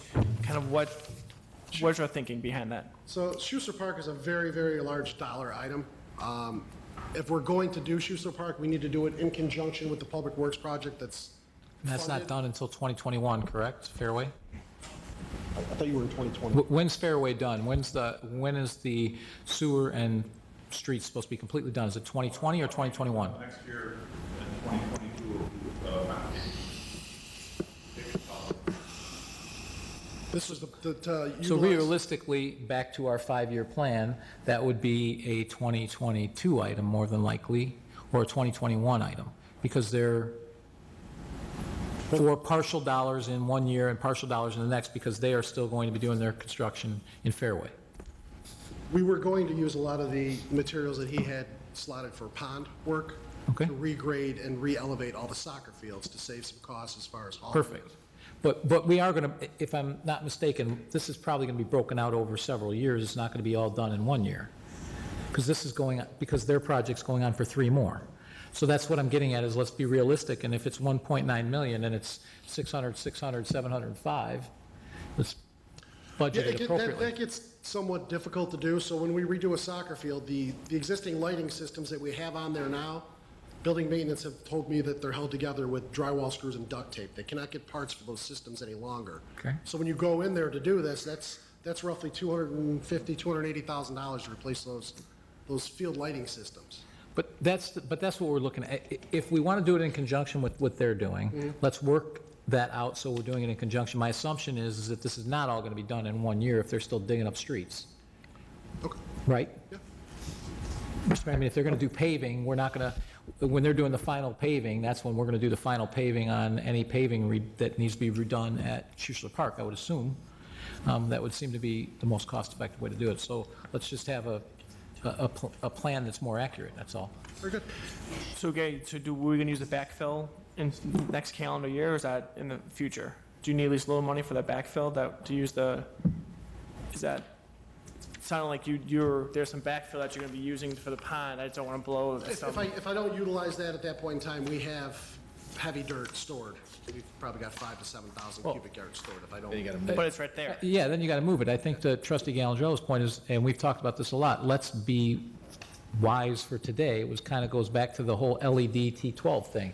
Is saving 30 grand today that costs us 100 grand later doesn't make a lot of sense. So let's go ahead and get it done and move it forward. We have the ability to do that, so. I'm saying if we got the dirt, maybe we can do the field, the soccer side field with the dirt, and maybe, okay, we're gonna do the lighting at that time, so that's only 200 or whatever the number is. I think we gotta be efficient, and that's a big number, and I know you work very hard to get these numbers divided. That's fine. And then just a couple more questions. I know that the report we received is still new, and we still got to do some issues, but some of the things that I think the public needs to know is that half of our parks are 15 years or older. half of our parks are 15 years and older, and 30% of our parks are 20 years or older. I understand that it's a tough budget cycle and that we want to tweak it and we can save the money, but that's an investment that we need to do. I mean, if you compare, I know Trustee Healy talked about the Brentwood Park, which is how wonderful it was. That's a brand new park. It's the first water feature, and it's only a sprinkler, for lack of a better word, sprinkler. I think every neighborhood we have around us has splash pads, which are expensive. We also, if you compare one by John's house, Mahog's house, with the zip line, you can't compare those new parks to our older parks. The park department does a great job keeping them, and I used to be a chairperson. They keep up the best they can, but a 20-year-old Cadillac is still a 20-year-old Cadillac. And I know that some argument up on the dais is that a kid can play with a 20-year-old toy as much as a 5-year toy or a 2-year toy. I disagree with that. And we're also targeting ourselves for young families, and I feel like we need a long-term plan to invest in those funds. I mean, maybe the new policy, since we might be taking a section out and kind of not doing a whole park, but parcels of it, is we just give you a number, $1 million a year for the next 5 years or whatever. I think if we do that, then maybe we can do some more efficiencies. Maybe that's what we do, is we say, Gary, here's $1 million a year, do as much as you can, as much efficient as you can. I think maybe that's it. We can do more than just about $300,000 a park, give or take. Maybe that's the new policy, but the problem is we need to invest in that. We're competing against our neighbors for young families, and we need that. So while, yes, maybe a 2-year-old will play with one park that's 20-year-olds versus one park that's a year-old, but you're also competing for the parents. And just because it's 20 years old versus 2-year-old, I think the enjoyment factor is different for a lot of people. And I disagree with that sentiment that a kid will play with a 20-year-old toy as much as he'll play with a 1-year-old toy. That's all. Thank you. Hey, Bo, I have a question for you. You went to Arlington, Texas on the parks, correct? Yeah, how many parks do they have? For how many residents? And how many do we have? 64? For 60,000 people? So 1 per 1,000. I think Orland Park stacks up pretty well relative to our neighbors. We certainly have to keep up with our parks, but our parks are a big selling point to our neighbor. I don't think any surrounding town can touch what we have in the way of our parks. And we need to keep that up. Orland Park residents understood, but at the same time, Orland Park, may I finish? Well, so I understand what you're saying, but when you're looking at doing 10 parks a year, guess what you're doing? 20 years from now, you got the same problem with the next board, and so you've got a complete rush to do it all at one time. So we have to have a plan. We have to have a long-term plan. We have to do it wisely, and we can stretch those dollars and do it more wisely and get more done by being wise about it, which is what we asked to do. And I agree with you, Mr. Mayor, maybe it was just a dollar amount, but 64 parks, that's where residents, that's where realtors sell. We're not Arlington, Texas or whatnot. That's what we're known for. That's when, in the 70s, when your father was part of the board, they made sure every developer had a park. That's what's make Orland Park great or whatever great. And we just got to keep that going. I understand we have to be efficient with our money, and maybe that's where we just give a dollar amount to Gary to do new parks. But just because a town in Texas has less parks with more people, that's Texas. Orland Park residents expect to be able to walk to a park, Orland Park, and that what makes our community great. And this study is to make healthier people. And I don't want us to lose track of that. That's all. I guess the point, I don't disagree. The point is, we have 1 park per 1,000 people, and that's a huge asset, and yes, we have to take care of it, but we've gotten to a point where we have all of our parks aging at one time. And part of that's because we had very rapid growth in a very short period of time. Part of that is that we elected to do a lot of parks at one time, even those that we hadn't had developers do.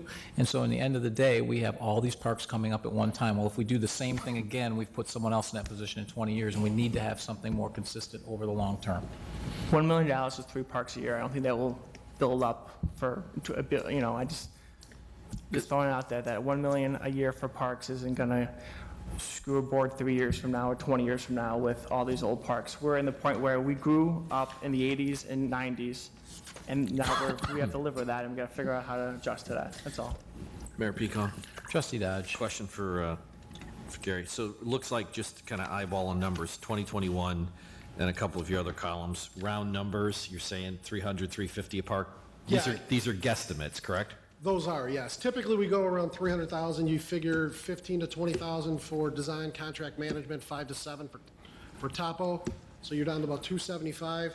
Typically, equipment is running anywhere from $75 to $100,000 plus install. Pavilions with install, you're looking at $25,000. Water fountains, $4,000, $4,500 plus the tap. Right, and so I don't know where the number's going to settle, because we're obviously going to keep fully enjoying democracy here. But if we were to do something like, okay, we found $1 million, or we agreed as a board, we're going to put $1 million, $1.5 million in the parks per year over the next 5 years. I think picking up on Dan's point and Keith's point, if you touch 10 parks a year, but you're doing kind of a rebuild, partial rebuild on key things, right? Safety first. And then we talked earlier about, you got some of these benches that were rubber coated and now some of the metal showing. Correct. We're trying to transition to recycled plastic benches so that everything in the... They're going to last forever, which I'd love to see, because, so I mean, I think, what I'm saying is, I think if we settle on a number when we talk this through, you can touch a park over the course of a couple of years to get all the things done, so we can kind of splash this around and get it the worst first. Correct. That's kind of what you're hearing, correct? Correct. We just got to settle on a number. Yes, and to the point of $1 million a year, just so you know, the next 2 years, the request is over $3 million a year. So that's the point. The point is, we have to be more realistic about what we're doing going forward, so we can settle on a realistic number that we can afford, and we know what that plan is for the next 5 years, then we know what those numbers are. And right now, this is very aspirational. The rationale, just to give you a little bit of background, for Schuster Park's number being so high, with the size of that park and its location, was to make it an inclusive park. So that entire surfacing would be pour and play. Whether somebody would have had mobility or cognitive issues, it would be accessible by everybody. It wouldn't just be ramps to get up to an event. You know, NRPA suggests that you had a lot of co-events, whether you have a fully able-bodied person going through on parallel bars and something very similar right next to it that their friend might have mobility issues, they're still able to compete, and that's the goal with an inclusive park. That's why that dollar amount was so high.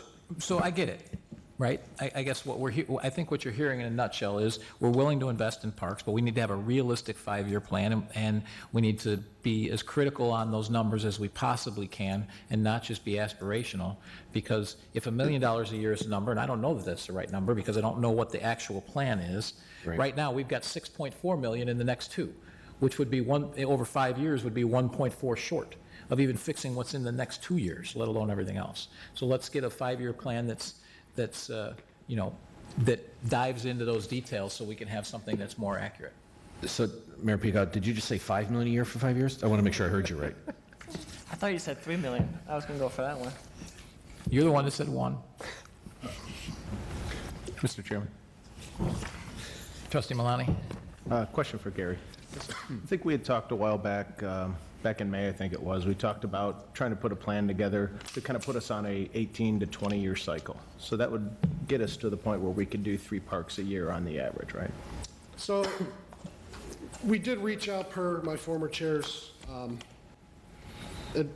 asking us, to our neighbors, some of our neighbors around. We're in a unique position as we're a department and not a park district. So a lot of our neighbors around here are park districts. And they average, say, I believe Tinley Park has 30 parks. They're averaging 2 a year. So every 15 years, they're replenishing. Lockport, I believe, has 45, so they're doing 3 a year. Things along those lines. The average age when you start to recycle a park is about 15 years, which has been the norm. Kind of where we are. We're a little higher than that in some of our areas, but, you know, we're keeping them safe and we're doing the best we can. Well, and right now, we're working on Humphreys, then that's 33.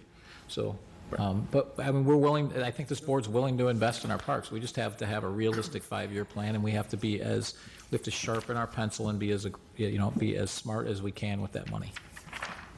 Mr. Mayor?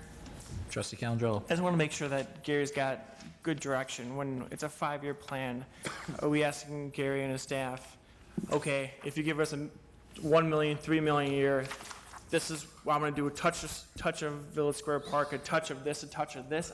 I wanna make sure we come back and have a productive conversation. Like when you mean a detailed 5-year plan, do you want to know what park's gonna get the sprinkling?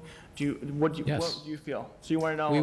We want a 5-year plan for the parks, which parks are going to get what done, and what the total cost of that will be for each year. And based on the direction that you've already gotten, which is, let's be as conscious as we can, refurbish what we can, and be as cost-effective as we can, and get these parks into a condition. Obviously, you have to do ADA stuff. Obviously, you have to fix,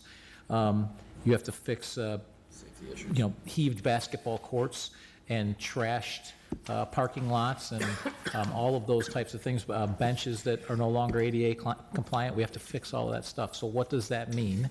And what does it mean by park? And we have the plan. We have the consultant's plan. We know what that is.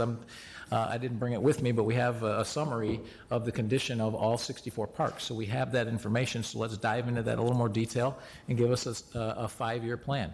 I don't think we can tell you what that money is because we don't know what the plan is. And when we see the money, we'll tell you, do we have enough for that, or do we have to move something down? That's something for the board to decide.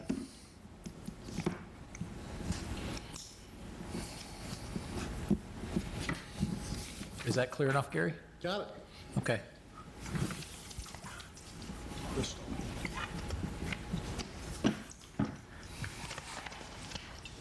All right, Main Street Triangle Fund.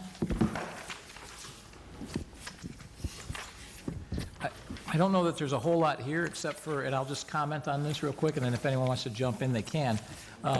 The infrastructure relocation and the parking lot construction, which is on a wish list for the next year, seems to me that's not going to happen next year based on what our knowledge of everything is. That's probably out at least a year. Is that correct, Mr. Dooley? I'm sorry. The Main Street Triangle Fund, the infrastructure relocation and the parking lot construction, which you got about $6.5 million in there for, I believe that's not going to be in 2020. Even in the best case, it's going to be 2021 at least. Is that correct? 2021 at the earliest. At the earliest. More realistic, perhaps 2022. Agreed. Okay, so let's just move that to where it needs to be, again, reflecting the realistic 5-year plan. Just a quick question, Mayor Pico. Sure. So Trustee Dodge. The 5.5, I don't recall the details on this one, so that is part of our agreement with Metra, that this was anticipated and what's coming due, correct? Yes, so we have an agreement with Metra to provide a certain number of parking spaces. And if the east side of the tracks is fully developed, then that north and south Metro lot on the east side of the tracks will be gone. So we need to relocate those spaces elsewhere. Right, so then this, okay, got it. No, we committed Yes, for part of the it's part train of the grant station, and agreement. as we start moving the chess pieces around up at that development, this will be a real cost in the future. Got it, thank you.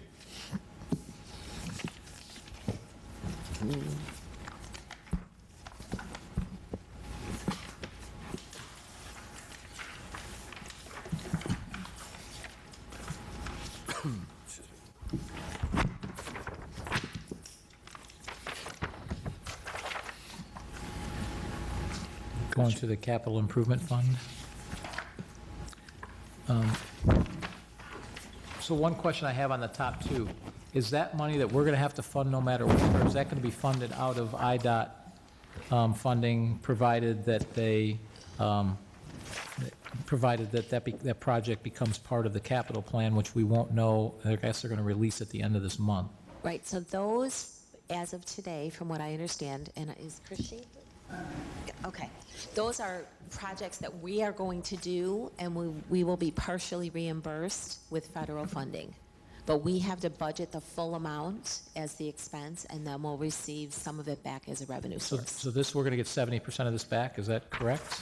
Yeah, 70 or 80, depending on the project. Okay. So first line, the $600,000 out of the 2.6 million, that is all our expense. Okay. There's no federal funding or state funding on that. The remaining $2 million, we'll be getting a 70-30 split. Right. Okay, so we're going to get 1.4 back on the top line, and then the second line there? There's no matching fund anymore. Whatever we had, we already used it. Okay, all right. And on item number 2, are we going to do that if we're not if it's not funded yet? So if the project is not in the capital plan, the 5-year capital plan, like it has not been, so for those of you who don't know, these 2 projects have been on the capital list as projects for IDOT since I've been mayor, yet they have not been funded. They are our top 2 projects that we asked for as part of the capital project. What we've heard, correct me if I'm wrong, we've heard some rumblings that at least number 1 is going to be funded, but there's still no guarantee because we haven't seen it yet. But let's assume for a second, assuming being a very, tricky word, I know, item 2 does not. Would it be your recommendation to spend this money at this point, or would we wait to spend this money until the state actually puts it in the 5-year plan and funds it? So the challenge on that is if we don't proceed with phase 1 and the time lapse, which is a 10-year timeline, we would have to pay the federal funds back. So the answer is we need to do it? Yes. We need to do it. Okay, got it. That's what I want to know. What? And the third project, I think, is 80/20, correct? The third project is 80/20 federal sharing? That's correct. So we'll get 400,000 back for phase 2. for that one? Okay, so altogether, we'll see between these top 3 projects, 1.8 million coming back, which we'll be able to use towards capital, other road projects, or... Although, no, that is one of the funding sources that's already listed here on the first page, the CIP revenues that we have. Okay. So that's already been factored in. All right, so that's been factored in, all right, thank you. Okay, now anybody have any questions? That clears that up. No, it is what it is, right? We've always been, I guess, blessed is the right word, to have the resources to do the phase 1 engineering, to try and make sure we get state funding. State funding's always tough, always has been. Trustee Dodge, the practice in the industry going on right now is that IDOT is even pushing for phase 2, so that they are saying basically they're looking for shovel-ready projects. So they are pushing for construction funds, and the design fund is pushed back onto the local agencies. Mayor Pico? Trustee Dodge. I wouldn't mind if we had staff repeat that again, so it twice shows up in the minutes what the state is doing to municipalities. Could you repeat that word for word, please? And it's not just the state that's doing this, it's the county that's doing this.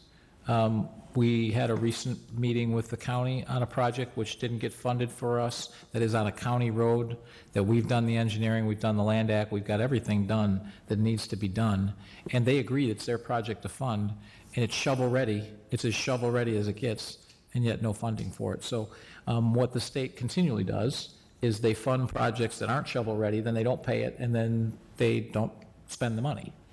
So that is routinely happening. So go ahead now, repeat what you were about to repeat. So this is an observation. So that the state is pushing local agencies like us, the villages, to bring shovel-ready projects, which means phase 2 should be complete before they will fund it. To give you an example, on 143rd, a portion of 143rd from Wilcook to Wolf Road is shovel-ready. Phase 2 is at 90%, and we're just waiting for that funding to come in place so that we can finish phase 2. And we cannot do that until that funding is in place. In Mayor Picard, what we have heard is that the 143rd is making some progress for the fiscal year 2025 multi-year program. And so the second one that you asked, we have to do it, otherwise we're going to lose money. I can't help but recall how much money the people of Orland Park have had to divert from our sources into doing a proper job with all the construction that we've spent. I mean, Anne Marie, just off the top of your head, if you don't mind, how much money did we put into land acquisition, engineering, and contributions to LaGrange Road project? I'm sure it's well north of 10, maybe 15, 20 million. Yeah, when you add in that intersection, the 159th and LaGrange Road intersection that had just millions of dollars worth of land acquisition, we're probably close close to about 15 million for that corridor. And I remember when they first came through with the 143rd and LaGrange where they wanted single turn lanes, and then we got stuck with the cost. So I hope the people of Orland Park appreciate that this board and prior boards, you see enormous numbers, like literally millions of dollars we have to put into state road projects to get the town to have the transportation assets we want. Meanwhile, we got to go back and forth with one another over the money we want to spend on our local roads. Yeah, and It's a dollar for dollar, correct? yeah, and we actually have on the 159th and LaGrange Road intersection, which what has that project been done for maybe 7-8 years? We still have not received all of our reimbursement for that, so we're still waiting for that from the state. Excuse me, Mayor Pico. Could I ask staff to repeat that again, word for word for the microphone? Yes, we're still waiting for reimbursement after about 7 years. Thank you. And I think the critical thing for the, was that you, Trustee Fenton? Go ahead. Sorry. No, I was just going to say, do we get interest on our money that they owe us? Yeah, probably not. Yeah. Yeah. Checks in the mail. So I guess what the people of Orland Park should understand is that, yes, we are, what are we, Anne Marie, the 10th largest tax contributor roughly for the state? For the state, probably. Yeah, and we're somewhere third or fourth for Cook County. We get nothing, we get very little back. Now, with that said, we are getting LaGrange Road, we are getting 159, so we're getting something back. But a lot of that's because we spend the money in front to get it. And fortunately, we're in a position that we can do that, because there are a lot of towns that don't generate anywhere near what we generate. They can't afford to do anything to their roads, and their roads just sit undone for that reason. So it's a state and county problem that every municipality is dealing with, the unfunded mandates from all of those counties, which affects our parks and fixing our parks as well. All of that is an impact. Fortunately, Orland Park is strong enough in and of itself to help offset a lot of that. So be thankful for that.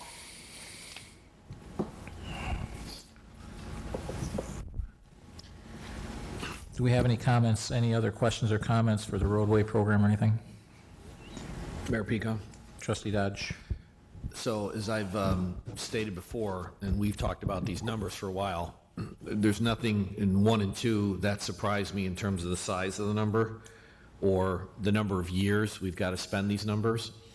I just want to make sure that, when we come back with we essentially have a 5-year plan here. And I guess I'd like to hear that we're all committed to, because we've done this before as a board, commit to these kind of expenditures from these sources for these projects. I mean, we got to do the work. Right, we need to see the 5-year plan, and I think what we need to see is back to whatever's moving above the line for this year it should be the mission critical items. And so thank you. And broadly, I don't have a problem supporting these kind of numbers, not at all. I just want to make sure that as we go through the entire budgeting process, people of Orland Park understand the choices we're going to have to make in terms of, while we're fixing the roads and fixing the parks, we're going to have to be smart about how we're paying for it. Could be debt, could be revenue, could be reductions from other areas. That's just the nature of the beast, assuming the state's not going to show up with the bucket of cash they owe us. Is that a reasonable assumption, Anne Marie, do you think? Probably. And to be fair, a lot of the heavy lifting and these kinds of discussions that have happened over the last 2 years is what's made a lot of this possible as well. So we may not have been in a position to be able to do this. So we're now in a position to be able to, we've kind of got ourselves in a good footing on the operational side, which put us in a good place to start doing stuff on the capital side.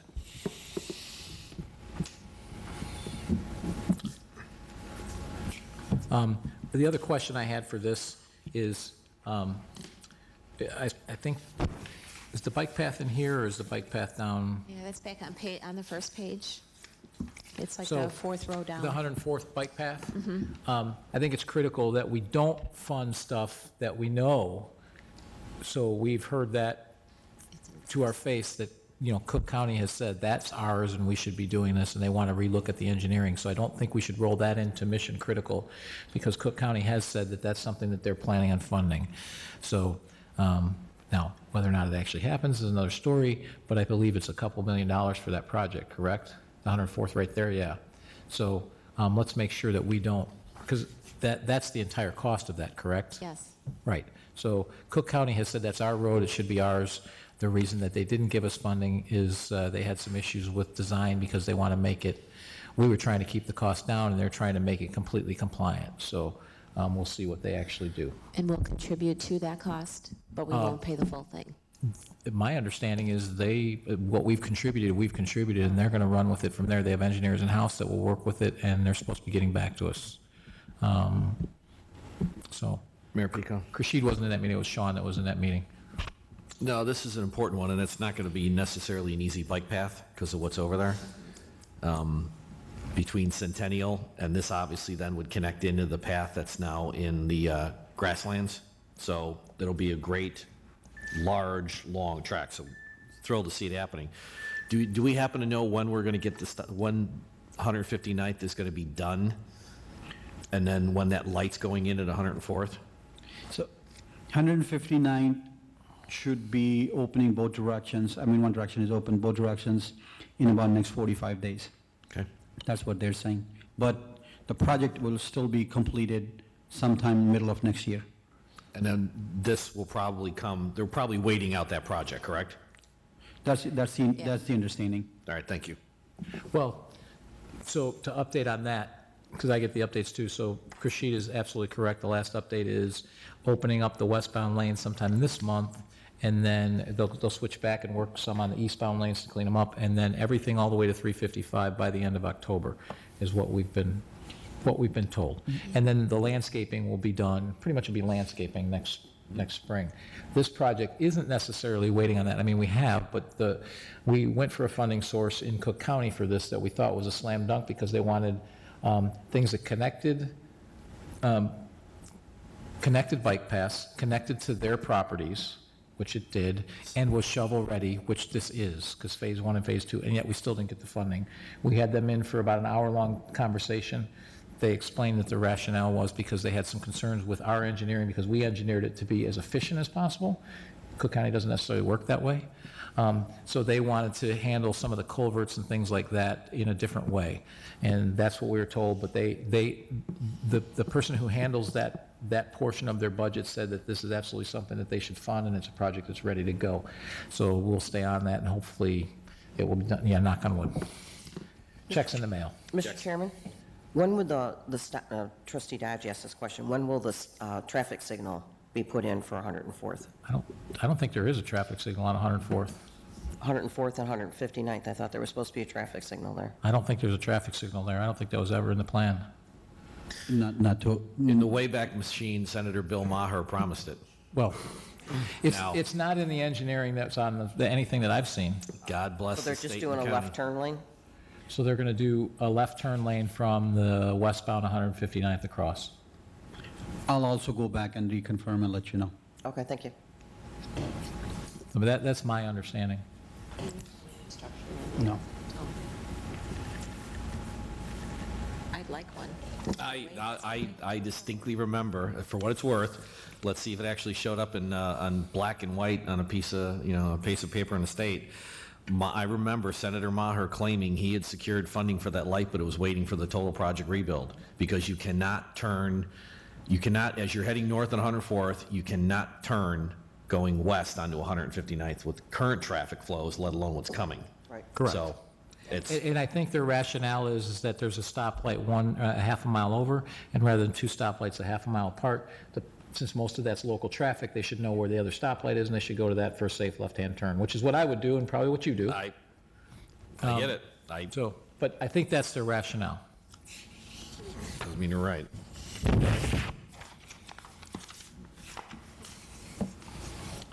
Any other questions on this page?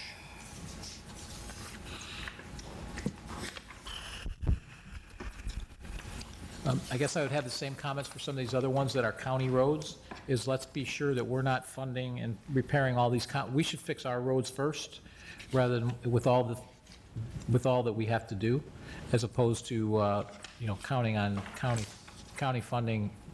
We should look for county funding for their roads, even though, we know it's hard to count on it. We need to get our roads done first.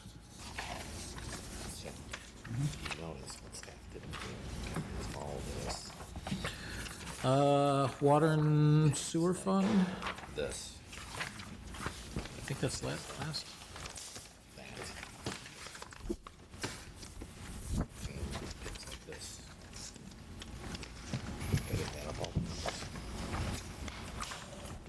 need a lot more for it. Any questions on the water and sewer fund? I think all this is funded. How are we on the timing of the major water main project? Are we still on time? Yes. Yes? I'm getting a nod ahead? Good. So that means Wheeler Drive in 2 years?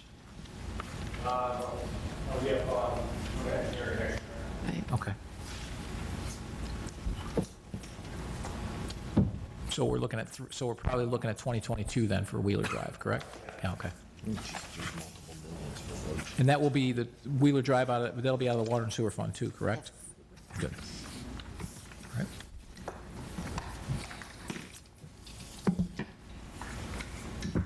All right. Is there anything else for the budget? Anybody? Give you a chance for final comments, but we have someone here to speak. So I just want to make sure I understand going forward. So we're going to go back, we're going to take a look at this again, reprioritize based upon need or imminent failure, things like that, look to be more efficient. We're going to bring it back to the board, not necessarily within our existing funding sources, so we may be bringing over, and then the discussion will occur as to how that difference will be funded. Correct, and we should have a 5-year Yep. outlook. Realistic, this is what we really think for the next 5 years as opposed to aspirational. Mr. Mayor, just to jump in here, since I am going to be working on this as the finance chair, we should have, I think we have an extra meeting, so whatever, at the end of October or November, we have an extra meeting. I think that should be. I don't really want to wait that long. If you guys are okay with that, I'd prefer to, we have a meeting scheduled for September 30th. If you want to do, I think we should do operational first and then come back to cap. At least that's my preference. It gives staff more, it gives the team more time to get their 5-year goals in line. That's my preference. I guess my opinion I would leave it to Director Mampy and Village Manager Doolby to determine which one we should do next, capital or operations. I mean, we have to do them both, so if we have to revisit capital, we can do it, whatever makes sense for you in the time frame that you guys have. Okay. Yeah, we'll kind of let you guys know, if that's okay. Fair enough. Any other questions or before closing comments? We do have someone to speak. Yep. I give her a microphone. Question? Excuse me, could you state your name, please? Oh, my name is Marianne Malin, 9324. I'm in Orland Park, 9324. Thank you very much. And Trustee Calandriel, I'm sorry. Forgive me. Dan, it's fine. Dan, Trustee Dan. You mentioned that with the parks, you want to draw young people, young families here, right? So I'm looking at these numbers and I'm thinking, okay, when you're looking at improvements, capital improvements alone of $3.12 or $3.2 million, 60,000 people here, that amounts to about $500 per year for that year per person here. I don't know how many, I was trying to look up how many houses, properties there are here in Orland Park. 26,000, give or take. I believe 26,000, so you're talking about over $1,000 per home, okay? Just 1 year, just for capital improvements. I just don't see how young families can be drawn here with those kinds of numbers. And that's just one line. Now, I've been looking at the financials, and I'm really curious about items such as, I'm looking at the Sportsplex and Centennial Park and all these programs that charge money and appear to be there were capital expenditures. I haven't gotten down to see how they were actually financed. Are they municipal bonds to pay for these buildings and the property? The debt that's related to those, it seems to be all intermingled. Trying to divide it out, but has any consideration ever been given to looking at places like the Sportsplex and Centennial Park that charge large fees in order to just break even when there's still money being spent and being subsidized by the Village of Orland Park to just pay for the property itself, to pay for the debt on it. Has there ever been any consideration of divesting, of the Village of Orland Park divesting of these, what appear to be businesses being disguised as programs? I'm just curious if any consideration has ever been given and those been broken out from the overall revenue and expense and the debt, assets and debt. So I guess I'll start by trying to answer your questions, and then I'm sure Trustee Dodge is going to jump in and have something to add.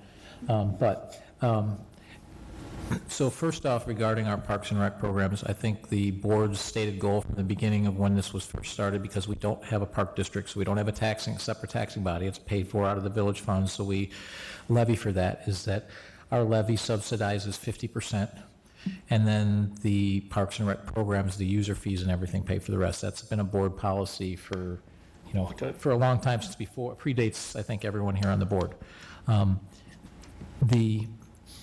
There's always a discussion of public, what should the public, what services should the public get versus what they should pay for.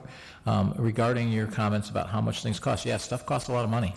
And the fact that that's one of the reasons why we push so hard for commercial businesses, for retail businesses, because that really helps fund what everyone has. So when people say we don't want to grow, we don't want to see businesses, well, what they're saying is they want more taxes on their own property then, because those businesses pay for a lot of what we have. The reason we're able to offer the services that we have, from the outstanding police department to the outstanding snow plowing to all the parks and everything else, is because if you look at our property tax bill, we're 6.7% of your overall bill.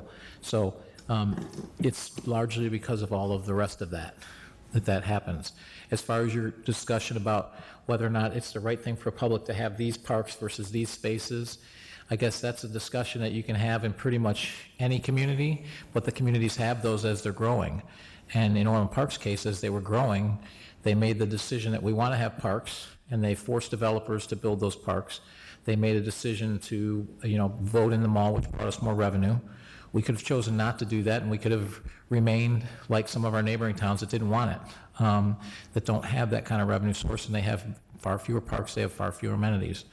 And so then they used that money to build parks, to build Centennial, first it was Humphrey, to build Centennial, to build these other parks, because they thought that was in the best interest of the community. So that's what this community has chosen to be. And the people who choose to come here know that that's what or stay here if they were here before it started, have chosen to be in Orland Park, and I think largely because of those reasons. And so it's, everyone has those choices, but I guess, and what the board is trying to do now is keep the character of Orland Park. I don't think anyone here wants to change the overall character of Orland Park, but do so in a fiscally responsible way.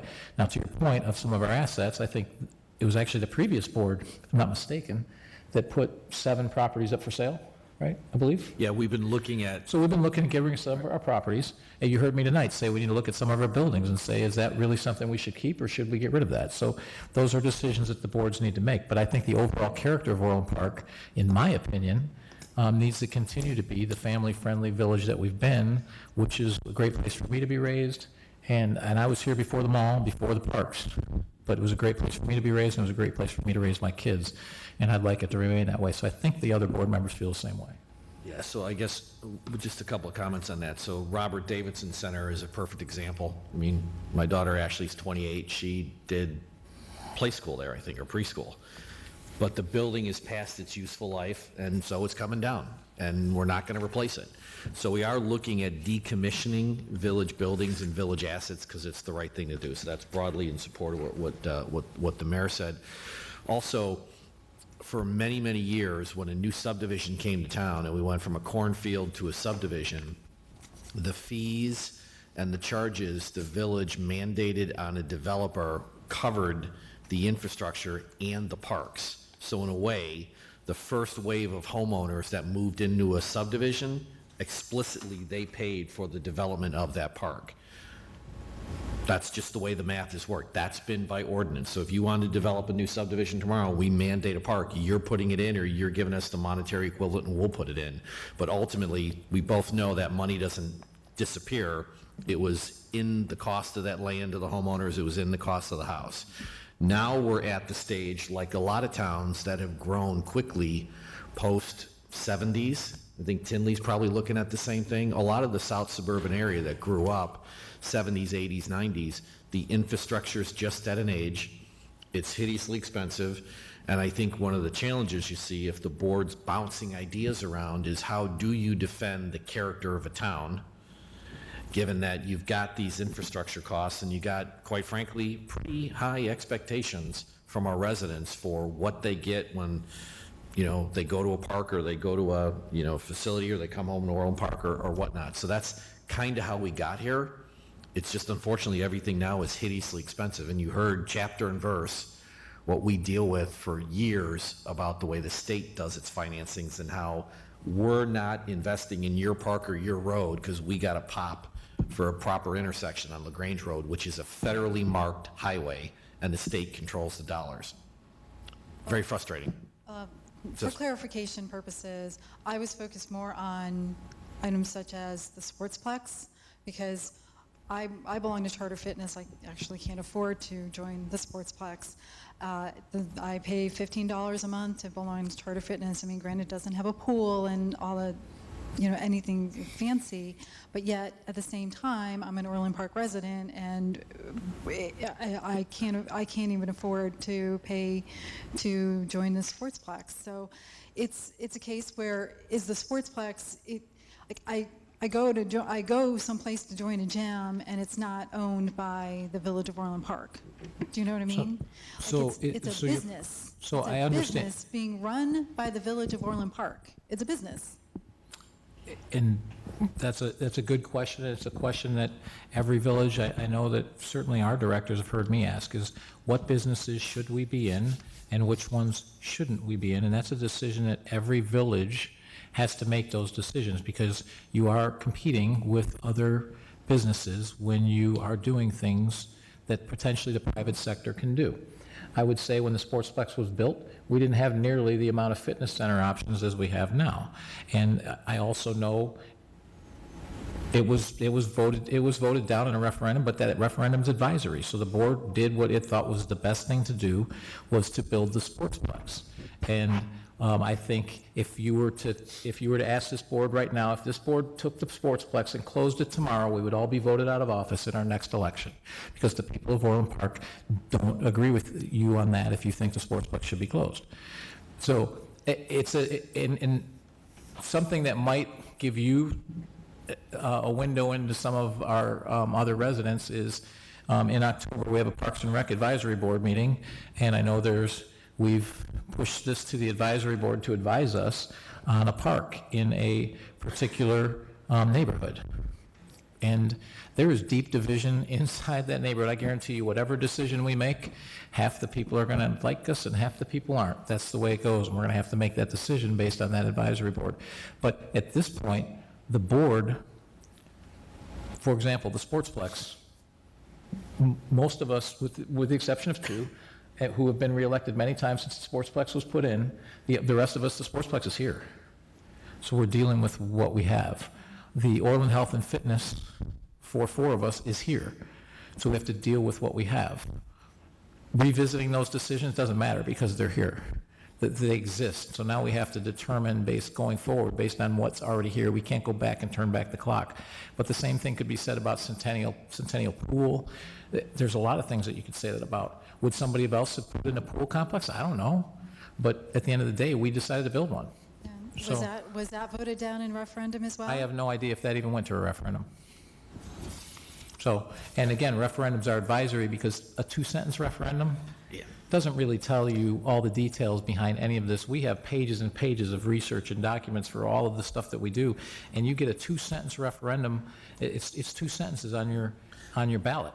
And you're voting on an advisory nature. So the board has to make the decision based on all the information they have available to them, not just a referendum. Mayor Binding referendums are different, but those are not binding. Mayor Pico? Trustee Dodge.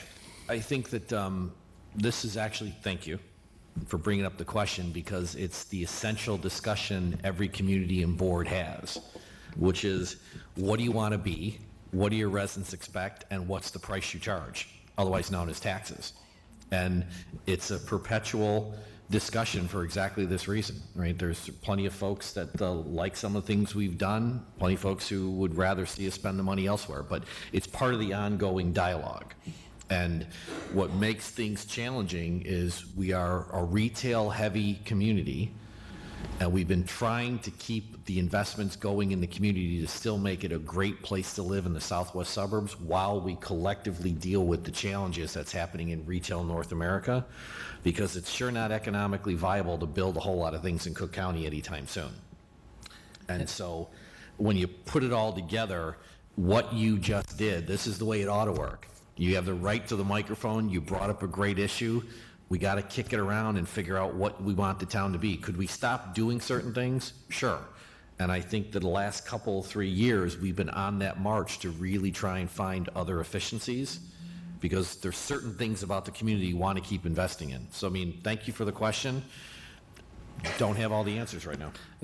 And again, you know, I thank you for the question too, but back to, you know, this is the debate the board's been having since since at least the 70s that I'm aware of, since my dad was on the board at that time, and they had debates about the mall that were, you know, and to be frank, everyone who voted for it at the next election got voted off the board in the town, and they voted in the mall. And really, we would not have the community that we have without the mall, without that income. So it would have went somewhere else. And if you think of some of the neighboring communities that are very small and struggle, that are very close to us within a couple miles, it's because they don't have the mall. And what's overcoming the Cook County issues that we have is the traffic generated by the mall. That's the one reason why our mall's still surviving and our retail environment's still surviving. So those debates have been going on for 50 years, and they will continue. That's why these boards are here, and it's good for you to come and ask those questions. To piggyback on Trustee Dodge's point, our biggest impediment to growth and to success in Orland Park is not Orland Park. I mean, I don't have to go very far. You don't have to believe me, but go over to the mall, and there's $100 million of investment going in that mall from the private sector. We're contributing a little bit, but for the most part from the private sector. That speaks volumes to Orland Park. Our biggest impediment to growth and success is the state of Illinois and the county of Cook, in that order. And there's no way we can pick up the town and move it. So we have to continue to fight with what we have and hopefully be able to overcome the issues that the state and the county keep throwing at us. I appreciate the pushback that you do give to the county and to the state of Illinois in order for the betterment of the people here, Village of Orland Park. I do appreciate that. And if I haven't stated that ever before, I do appreciate that. And well, this was a special meeting. I just happened to come here. I thought that there was also the planning and zoning. Not tonight. That's not tonight. That's next. I don't know, when's the next planning and zoning?